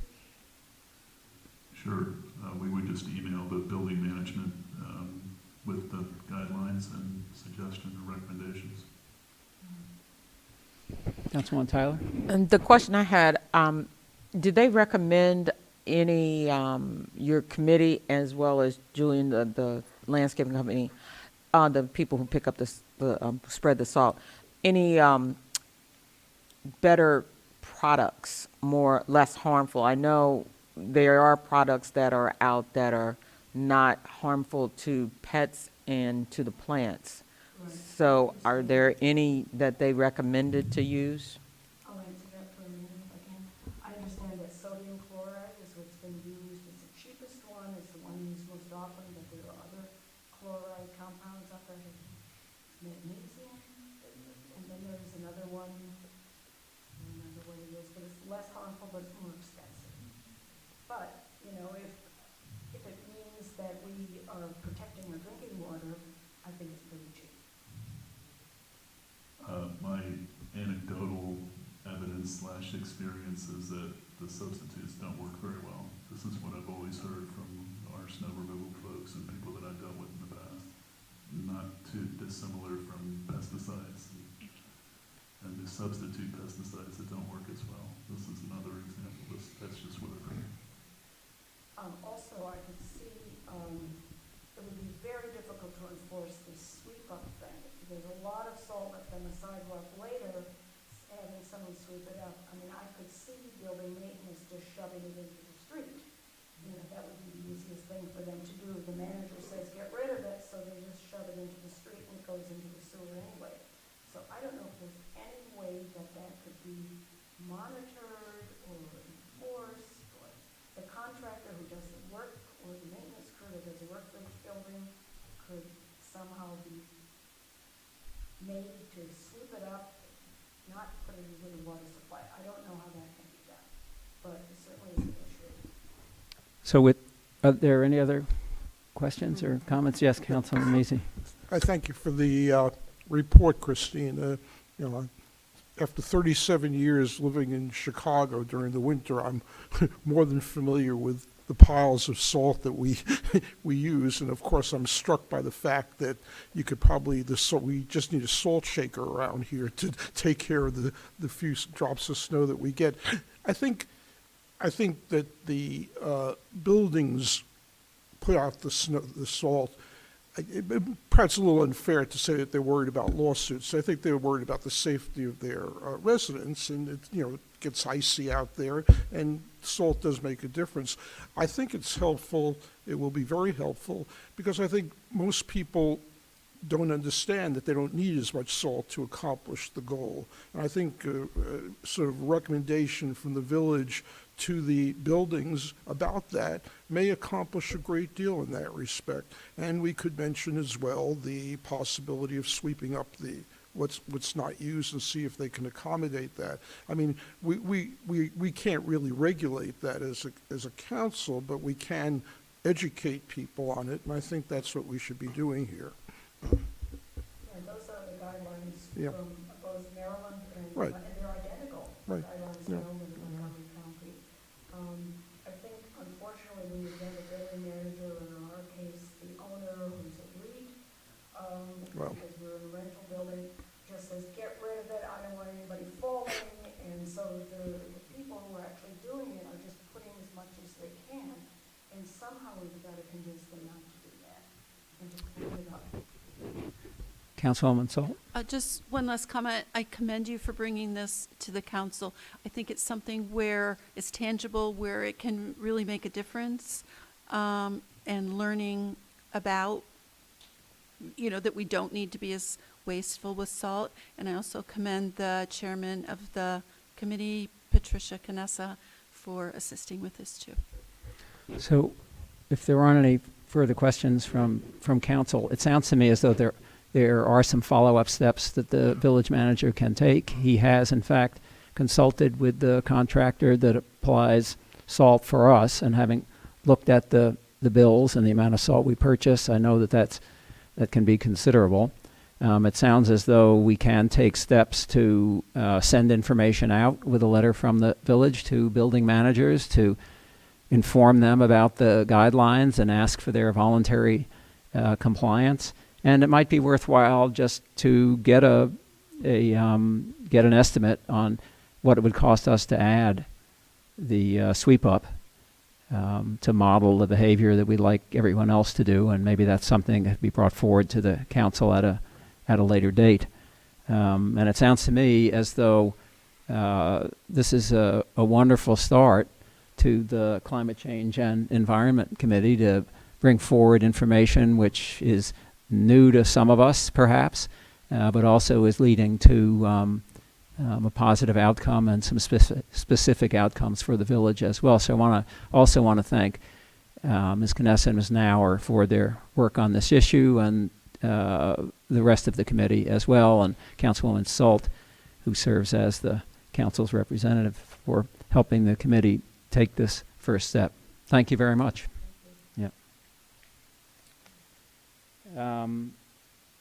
Let me move us on to old business then. And let me turn this over to Mayor White, I think.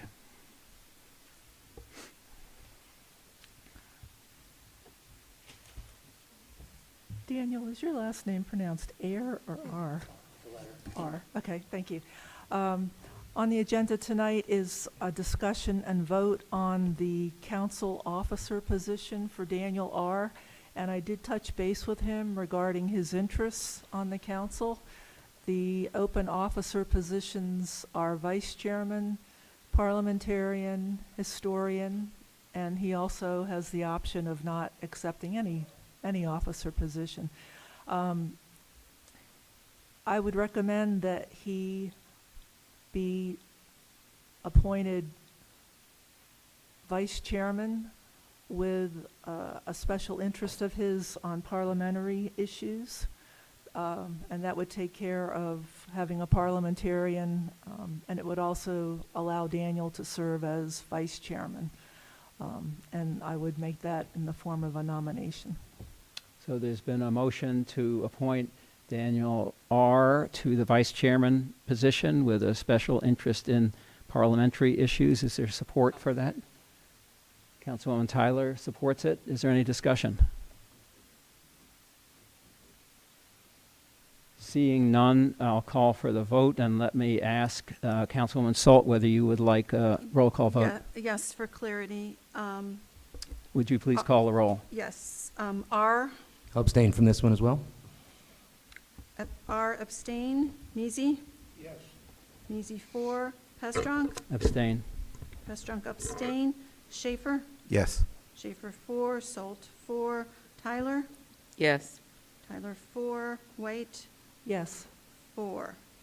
So 2 abstains and 5, 4.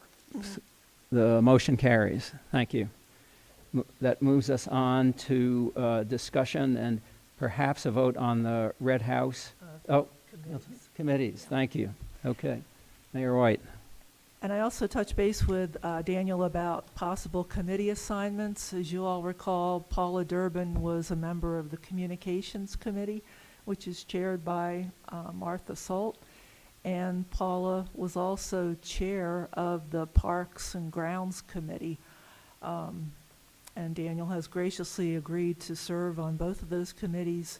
At the current time, Michael Measy is the chair of Parks and Grounds, and I'll leave it up to the committee members to decide who wants to chair going forward. So I would make it in the form of a motion that Daniel be appointed to the Communications Committee and Parks and Grounds Committee. Is there support for that motion? I'll second. Councilman Schaefer, thank you. Is there any discussion? Seeing none, I'll call for the vote. Councilwoman Salt, would you like For a roll call clarity, vote? Thank yes. you. Yep. R, Abstain. abstain, Measy, Yes. Measy 4, Pestrunk, Abstain. Pestrunk abstain, Schaefer, Yes. Schaefer 4, Solt 4, Tyler, Yes. Tyler 4, White Yes. 4. So we have the same result. Thank you. 5 in favor, 2 abstain. The motion carries. Thank you very much. That takes us on to a discussion and perhaps a vote on the Red House tenants lease. And let me turn that over to the village manager. Yeah, we have received a lease offer and some preliminary estimates from the prospective tenant on the changes, the alterations that would need to be made to the Red House in order to bring it up to speed. And we have in the audience with us tonight Al Charbonneau, our broker. And I will introduce him and have him introduce our tenant, James, and maybe just give a little background, and James can introduce himself and then be able to answer questions. How is everybody? Welcome. Myself on microphone, sorry. Yeah. So yeah, we love the Red House. Pick the microphone up a little bit. There you go. Okay.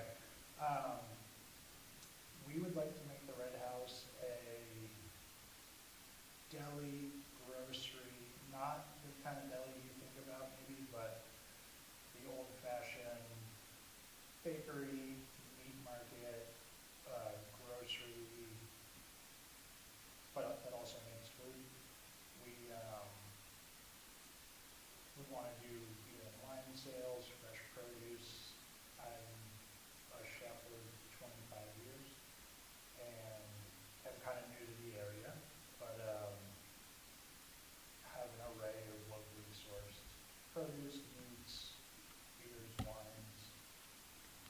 And so we'd like to turn it into like a community meeting center, bring some life to North Park Avenue. And so that's kind of our idea. And I think, one of the things you talked about is the details of making a residential property into a commercial property. Okay. Let me ask the village manager whether there's other information he wants to share and whether there is a recommendation of any sort to go forward or not. That's, I think for the council to decide if there's a recommendation to move forward. I would certainly recommend that we move forward in terms of, pursuing this further with this particular tenant. They are by far the top interested party in the house. They've expressed a great deal of interest from the beginning. The information we just received includes a breakdown of possible expenses for the tenant and for the village. The tenant is proposing that the tenant basically absorb the costs of the renovation of the kitchen space to bring it up to speed, and that the village absorb the costs of accessibility renovations required, the renovation of the bathroom on the ground floor, which is not ADA accessible currently, and the provision of a ramp on the exterior because the entrance is also not accessible. So that's roughly the breakdown that is being proposed in terms of who would pay for what.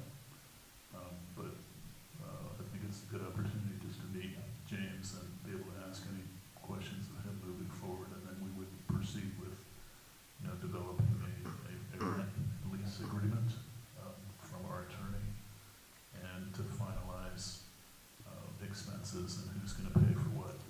On our side, which may or may not have come out in our discussions with James, we have to go out for bid for certain expenses above Right, but we certain were amounts. just. So these are, so that's our obligation for our expenses that we will have to pay for, that we would have to go out for bid for certain elements above $20,000. So I hear a couple of things, if I've heard correctly. One is, we'd like to give the council members an opportunity to ask any questions they might have to get additional information. And what you're seeking, Village Manager Mansfield, is the ability to proceed to develop a more concrete proposal that would come forward at the appropriate time to council. And third, I guess, to be able to provide council with any other additional information that would be necessary to consider a proposal. And perhaps, and the timing would be left to you to bring that forward. So if that's right, let me see whether there are any questions from village council members. And let me go to Councilman Schaefer and then Councilwoman Solt. Okay, yeah, obviously this isn't the forum to get into a lot of detail, but Sure. thank you for your interest. And let me just ask you a very macro question. Sure. What kind of term are you looking for? I think we're looking for like a 5-year starting term with the possibility to renew every 5 years for, we want to be part of the community Right. for a long time. So I think in our initial proposal, we wrote reserving the right to renew every 5 years for at least 4 terms. So a total of 25 years, possibly. Yeah. Okay. Yeah. Right. And in terms, you mentioned beer sales. Are you looking at like bottles and We're not or looking just to be like a beer and wine store. We're kind of Maryland, Virginia, surrounding area, kind of local producers. okay? So these wouldn't be like, it wouldn't be like a bar. It would be just sealed bottles and. Yeah. Okay. All right. Because it's part of like doing a little bit of the grocery model, kind of the idea. Sure. Is, in addition to being somewhere where you can come get sandwiches and food and that kind of thing, the local Okay. residents could also leave with the ability to make. Okay. And what about parking? How do you envision the parking needs? We have the parking we have. We're limited to the size of the space. I know it meets the requirements for our size of the space. I think it's something, 11 spaces. Okay. And I know right in front of the building is all fire. right. Lanes. We do Okay. the best we can. Yeah. And just two more questions. What's going to be the form of the proposed form of ownership In terms of what? of the lease? Like who are we signing a lease with? Is it you personally? Is it a corporation? Super independent, it's my wife and I, and an LLC, so it's just the two of us. But we're signing the lease with you individually or with an LLC? LLC. Okay. Okay. All right. That's enough for now. Thank you. Thanks. Councilwoman Solt? Procedurally, are you asking that we proceed with consensus here for Julian to pursue? What do you want the council to do, I guess, is what I'm asking. I think first I'd like to make sure that any questions Okay, that okay. council members have at this point get answered, and then we'll proceed to what the council would like to do in terms of recommending next steps. Yes, Councilwoman Tyler. Question. Thank you for being here. Wanted to find out how many days a week and what are your hours you're looking at to? I think we would start with 6, Mhm. and in the first few months, once we're able to hire and get a rhythm, we would probably move to 7. And I think hours would probably be to start somewhere around 9 to 8. Okay. And then as we get higher, because we'll have coffee and that kind of thing too. try to bring those hours earlier for people working, but Okay. Also, are you anticipating to use both upstairs and the main floor? all of All of it. it? So that's part of what we love so much about that house is we don't want to change anything aesthetically. Okay. We want to leave it as original as possible. And so we kind of want to integrate the whole house into seating, Okay. groceries, products, kind of all, you know, Okay. That was my next question. Are you going to plan on seating? work each store. Okay. So your seating would be mostly upstairs, or are you going to do it both places? Both. And outside. Okay. And then depending what the ADA access and the wheelchair ramp would look like, maybe we can stuff a table on the front porch too, I don't know. Mayor White? Thank you for your enthusiasm. As you probably know, there was a Panera in Friendship Heights, and it quickly became sort of a community, sort of a coffee house. People would go in there with their laptops and spend pretty much all day and maybe buy one cup of coffee. I don't know that it was good for Panera's bottom line, but that was the reality of it. Are you comfortable with that taking place in the Red House? Or? The quality of our food and the amount of people that I think, from my experience, that will have coming in there will kind of not allow that to happen.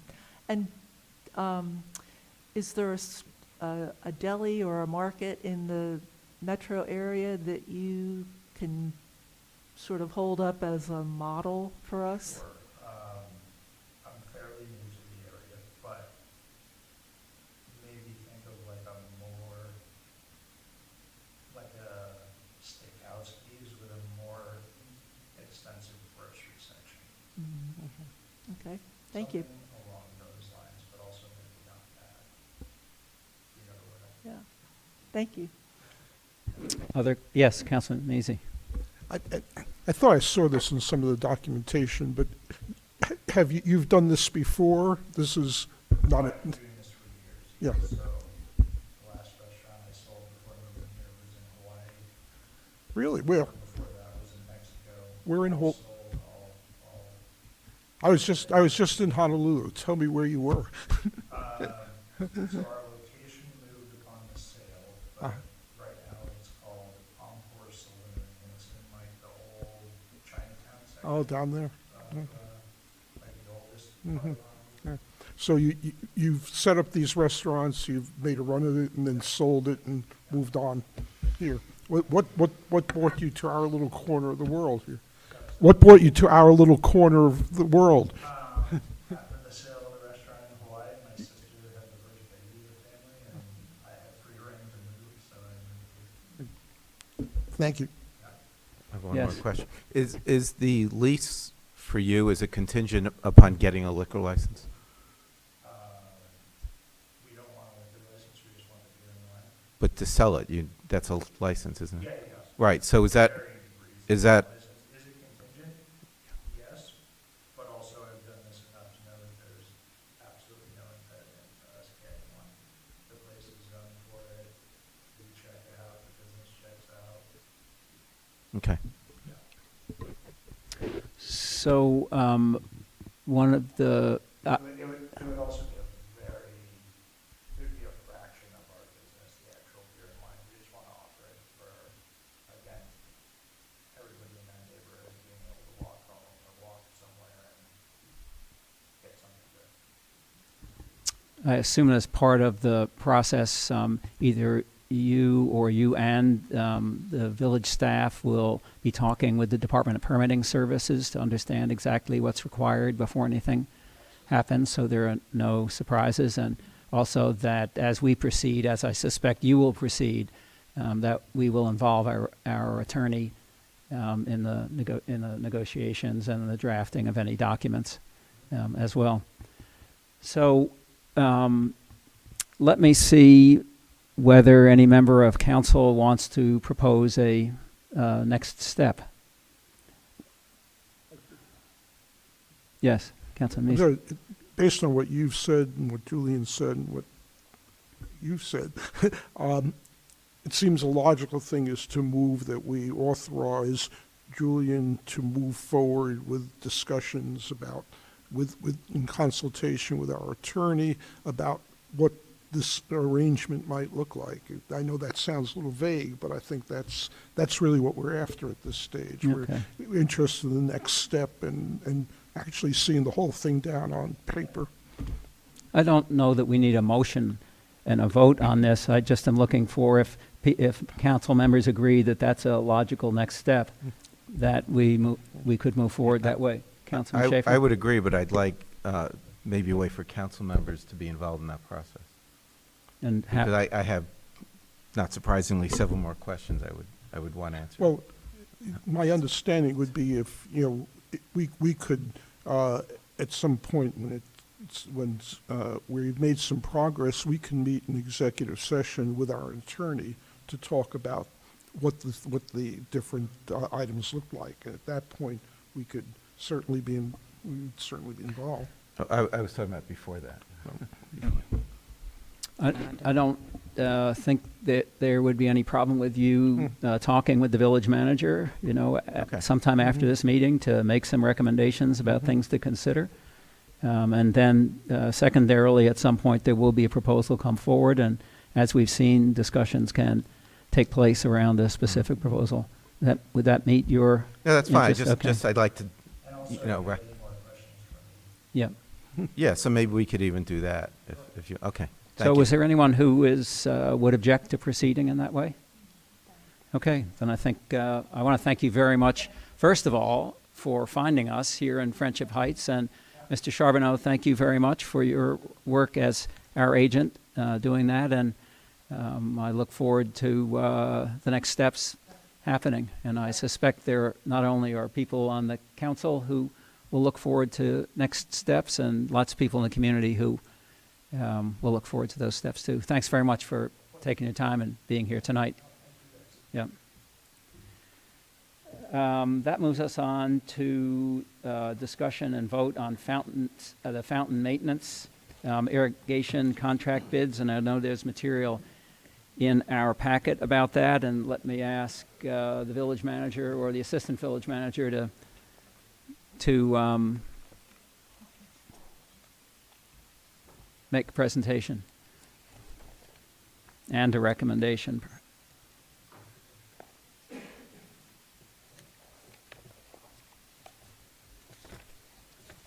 This material is under tab 6. For the fountain maintenance irrigation contract, we did go out for bid for a 3-year proposal. We received 2 bids. I think I did not highlight in the memo, and I should have highlighted that Color Irrigation is our incumbent contractor, for those who may not have known that, and has been for many years and has been doing terrific work, and they have not increased their price at all in the last, it will have been 6 years, leaving their price exactly the same, including this 3-year period. So their total is $12,822 a year. The total for the 3 years is $38,467, and this includes maintaining the fountain here, irrigation control in all 4 and 4602, which has a very small irrigation system in the front of the yard. The other bid was from Sanford Federal, which coincidentally is also doing our speed humps, and they've also bid on other things. They apparently do a lot of different things, but their price for the speed humps was considerably more competitive than the price for this particular job. So we didn't spend a whole lot of time with their proposal on this, but I certainly recommend Color Irrigation for this proposal. So is there any other information that council members would like from Village Manager Mansfield before I see whether there is a motion to support? Yes, Councilman Schaefer. I just have one question, and we've talked about this contract. The price is in line. I know you're happy with the job they do. The only question I have, when I see 2 bids that are so wildly different, I'm just wondering if maybe they didn't understand the RFP, or what might have caused that. I feel the scope of work was pretty detailed. They didn't request a site visit, which we generally recommend for Mhm. people who have not been here before. So I think they basically just put something together without a tremendous amount of exploration, let's put it that way. Okay, that's fine. Yes. If I could add, yes, we are familiar with the other company because when we were looking at the speed humps, the variation went from, I think the lowest was 9,000 and the most expensive was over 60,000. So the variance doesn't surprise me with these two bids. Any other? Yes, Councilman Yeah. Easy. Julian, I was interested, I hate to utter the magic words page. Turn your microphone on, Michael. I hate to utter the magic words Page Park, but as I recall, there was an automatic irrigation system that was part of that operation that was supposed to be, set off by that, do it. So what are they doing that the automatic system would not be doing there? They're maintaining it, so there's a turn on, turn on in the season, and then there's a shut off. Oh, I see. And they're basically maintaining it during the season if it needs to be adjusted. If we have a drought, for instance, and we need to turn up the zones so that they come off more frequently. Uh-huh. So it's that's what they would do. it's a maintenance of so they're not doing the watering as much as they do. Existing systems Okay. in all three parks. Thank you. Other questions from council members? Seeing none, is there anyone who'd like to make a motion to adopt the recommendation from the village manager to contract with Color Irrigation Company? So moved. Okay, Councilman I'll Measy, second. and support by Councilwoman Salt. Is there any discussion? Seeing none, I'll call for the vote. And Councilwoman Salt, would you like a roll call on this? Please. Okay.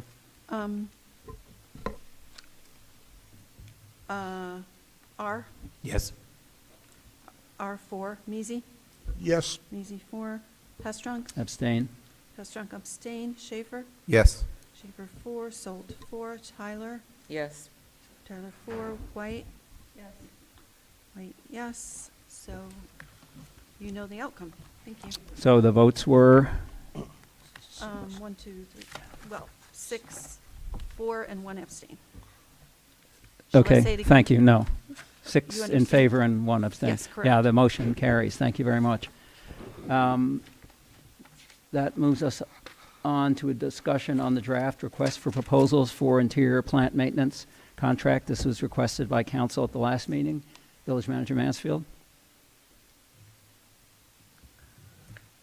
This was requested by council at the last meeting, so I'm presenting it here.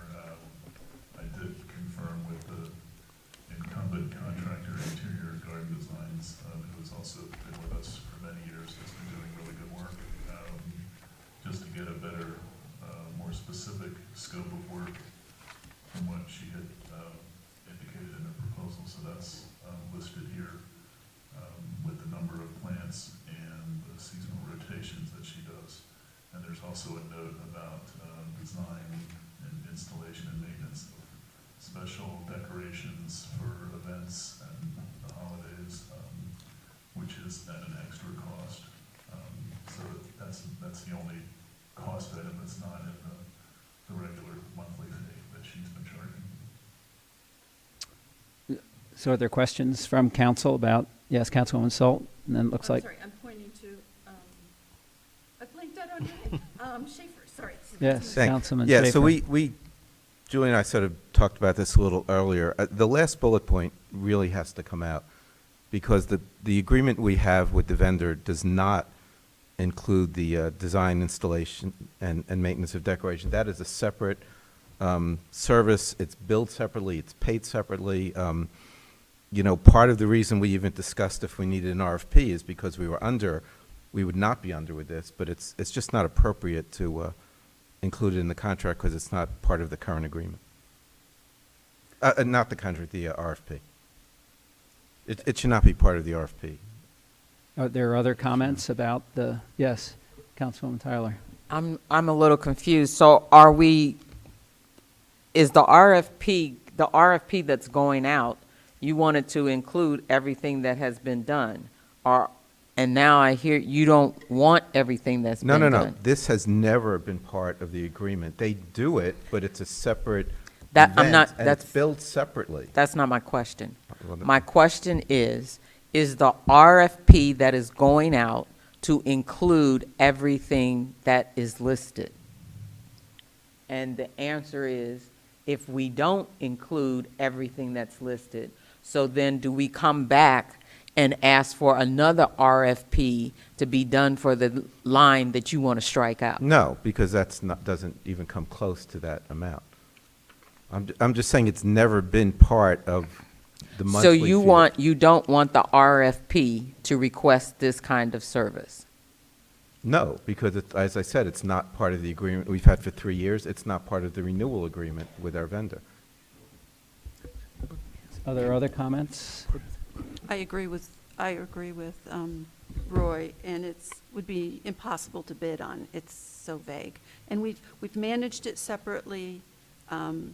Melanie, I think at the last meeting, said she was happy with the services provided for that specific function, the special holiday and so forth, but it was never part of the contract. So to compare apples and apples, I think we need to take that bullet out. Right, so for... wait a second, let me see whether there are other council members. Looked like Councilman Mazie had a comment, no? Councilman R.? I appreciate I'm coming somewhat late to this, but I have two questions just about the goal here. So the first is the current vendor, I presume, would be expected to bid along with other bidders on whatever we put out as an RFP, right? That's the expectation? Yes, in fact, they've already done so. The current vendor has provided 3-year pricing, but the council wanted me to draft an RFP to go out for bid. And in the event we get other bids to do all but the last bullet, we're then conceding that we will contract separately, either with the current vendor or find a new vendor if we don't require all proposals to have this at least flexibility, right? So we may end up in a position where we select a bid, get someone to do everything but the last bullet, and they are unable to do the last bullet, and then we're in the position of finding a second person to do this work. Is that right? Or we could continue to use our current vendor for that one For this event. purpose only, Right. if the current vendor is willing to provide this service Exactly. and this We're- service I- only. We're talking about, what, 3 events a year, 4 events a year? Okay, yeah. So like the last one was the Winterfest. They came in just for that day and did whatever they did. And we paid them just separately for their work on that day. Yeah, okay. Are there other questions from council members? Yes, Councilwoman Salt? How could this vendor have already submitted a bid when this wasn't even in the, in the contract? There's an element in here that was never in the contract, so how could they have submitted a bid? They submitted a bid for the maintenance. Okay. I thought you said they submit for all of, so they submitted a bid for everything except the last bullet? Correct. Okay, got it. We go to them separately for the last bullet, and they've been doing it for many years. Other questions? Let me ask one. Since this is a scope of work that we will issue as a request for proposals, is there any reason why we can't ask for this last bullet to be itemized separately so we would understand what the cost would be for it? And then if we decide we don't want to do that, we can simply decline to include that element, but we, at a minimum, will know what it would cost.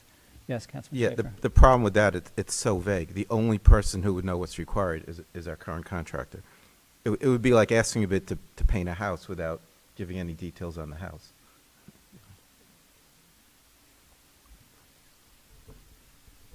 Can I give detail? Like, Sure. how many, which holidays? How many? 1, 5, 6, 7? I mean, it's just not I have a question. appropriate Yes, for Council an Member RFP. Tyler. So I think this is getting deep in the weeds, and Councilman R stated exactly what I was trying to get to, which is if we are going to put that in, then we state which holidays or what events that they always do because they've been doing it for so long. So if it's going to be apples to apples, because I think it's unfair if you're, let's just say, if the same person is expected in to do this contract that they've been doing for so long, and better yet, was the last bullet ever a part of the contract when this vendor started? No. Okay, case closed. And let me just add for clarity, which maybe we should phrase it better in that last bullet, if you want to keep it in. It's not for holidays, it's for the holiday season. She comes in after Thanksgiving, early December, and does, and you've seen it, you were here for the last winter. She dresses up the place and does all the decorations, makes it look nice, brings in poinsettias, does decorations in this room, in the foyer, and it stays through the holiday season until, right after New Year's. So it's basically the holiday season is the decorations. And then in addition, she does like centerpieces for certain special events, July 4th, Community Day, things like that. So that's all kind of lumped into decorations. Yes, Councilman R., go ahead. Another way to think about this might be, are we willing to constrain bidders to those that are able and willing to also do holiday decorations, in which case we could just make it a prerequisite for all bid. Any bidder must be willing to must have the capacity and the willingness to entertain requests for holiday decorations. Then it wouldn't come in the proposal. It would just be a threshold question as to whether they could even bid on the proposal. Alternatively, if we're not willing to limit the pool that way, we could pull it out and contract for it separately. Councilman Schaefer? Yeah, well, I would prefer pulling it out because as we agree, this is a separate service that's done separately, that's billed separately, that's paid separately. And why not, if we get another vendor, why not keep the option of using this person? And again, it's so vague, it really wouldn't be fair to ask somebody to bid on it without knowing what it means. So let me make a suggestion, which is there obviously are some concerns about the way the scope of work is written. We learned at the last meeting that the current vendor will continue for a year.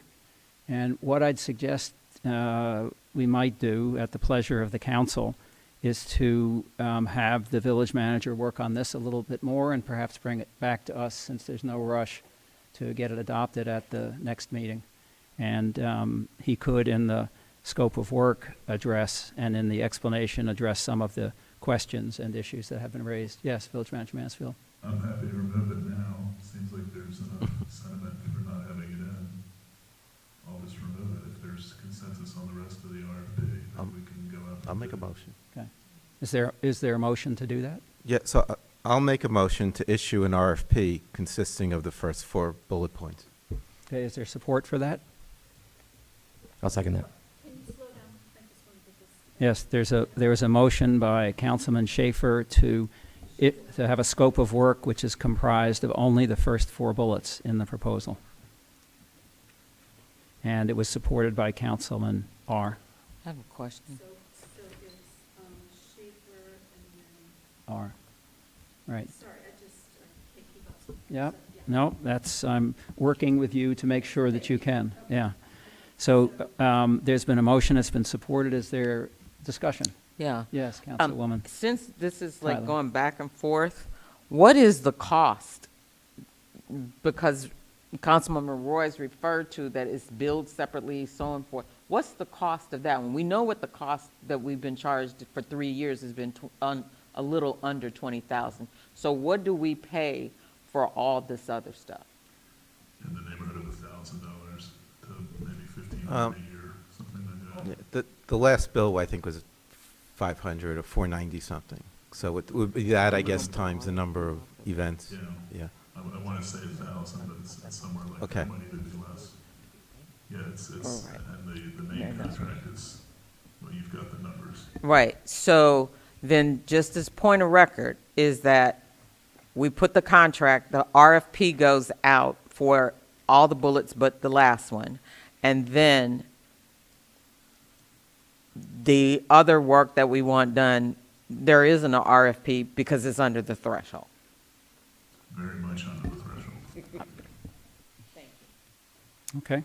Any further questions or any further discussion? Can I go through a roll call vote? Let me see whether there are any further questions. Okay. You would like, please call the roll. R, Yes. R4, Mizzi, Yes.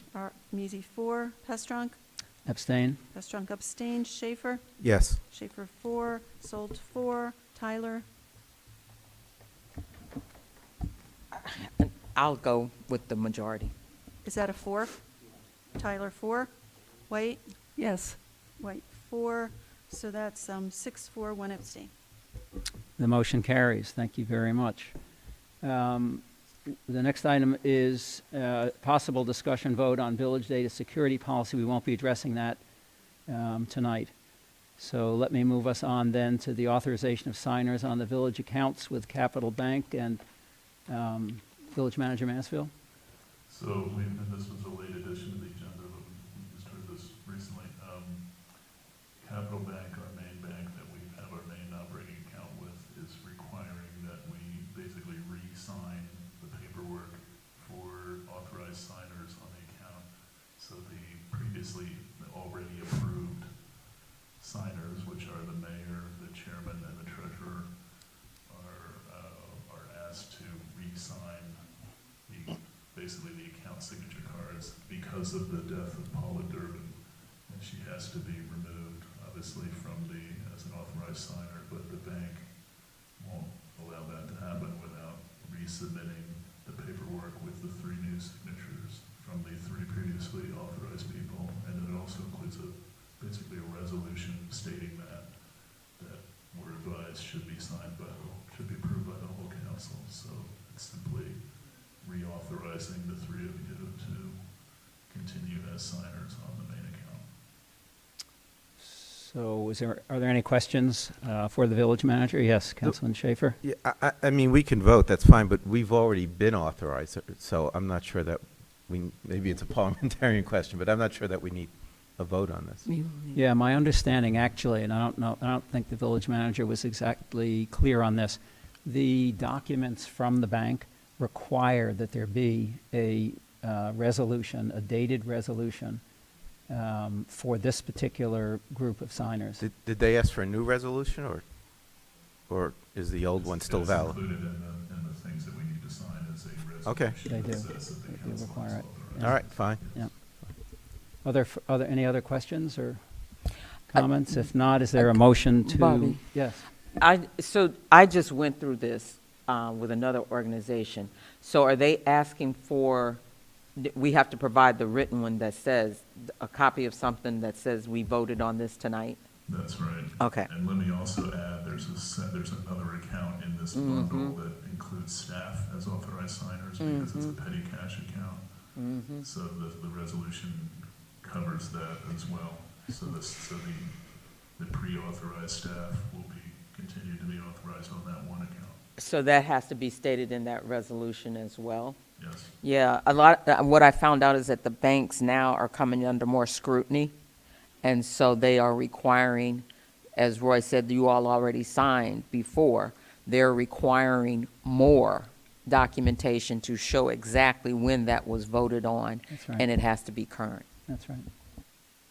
So the recommendation from you, village manager, is that, yes, go ahead.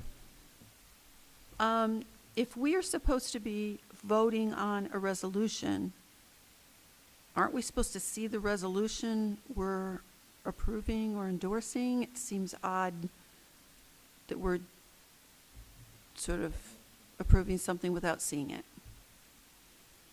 The resolution just says these are the authorized signers. Well, Yeah, I would, like I'd- to see it, rather than. yeah, what I was going to suggest, and it's at the council's pleasure, is that there is, a resolution is needed to authorize the mayor, the treasurer, and the council chairperson to sign certain documents. And that resolution could include authorization for the village manager and our finance person with respect to the petty cash fund, right? So I would suggest that if, at the pleasure of the council, if someone wants to make that motion, and their support for it, that's in essence what it is. So a motion is the resolution? The motion is to adopt a resolution. No. The motion is to adopt a resolution with those two components, which are being required by the bank. So, is there any further discussion? Is there such a motion? Councilman Measy, thank you. Is there support? I need a little clarity on the wording, please. Okay. Mhm. The motion is to adopt a resolution which would authorize the treasurer, the mayor, and the chairperson to sign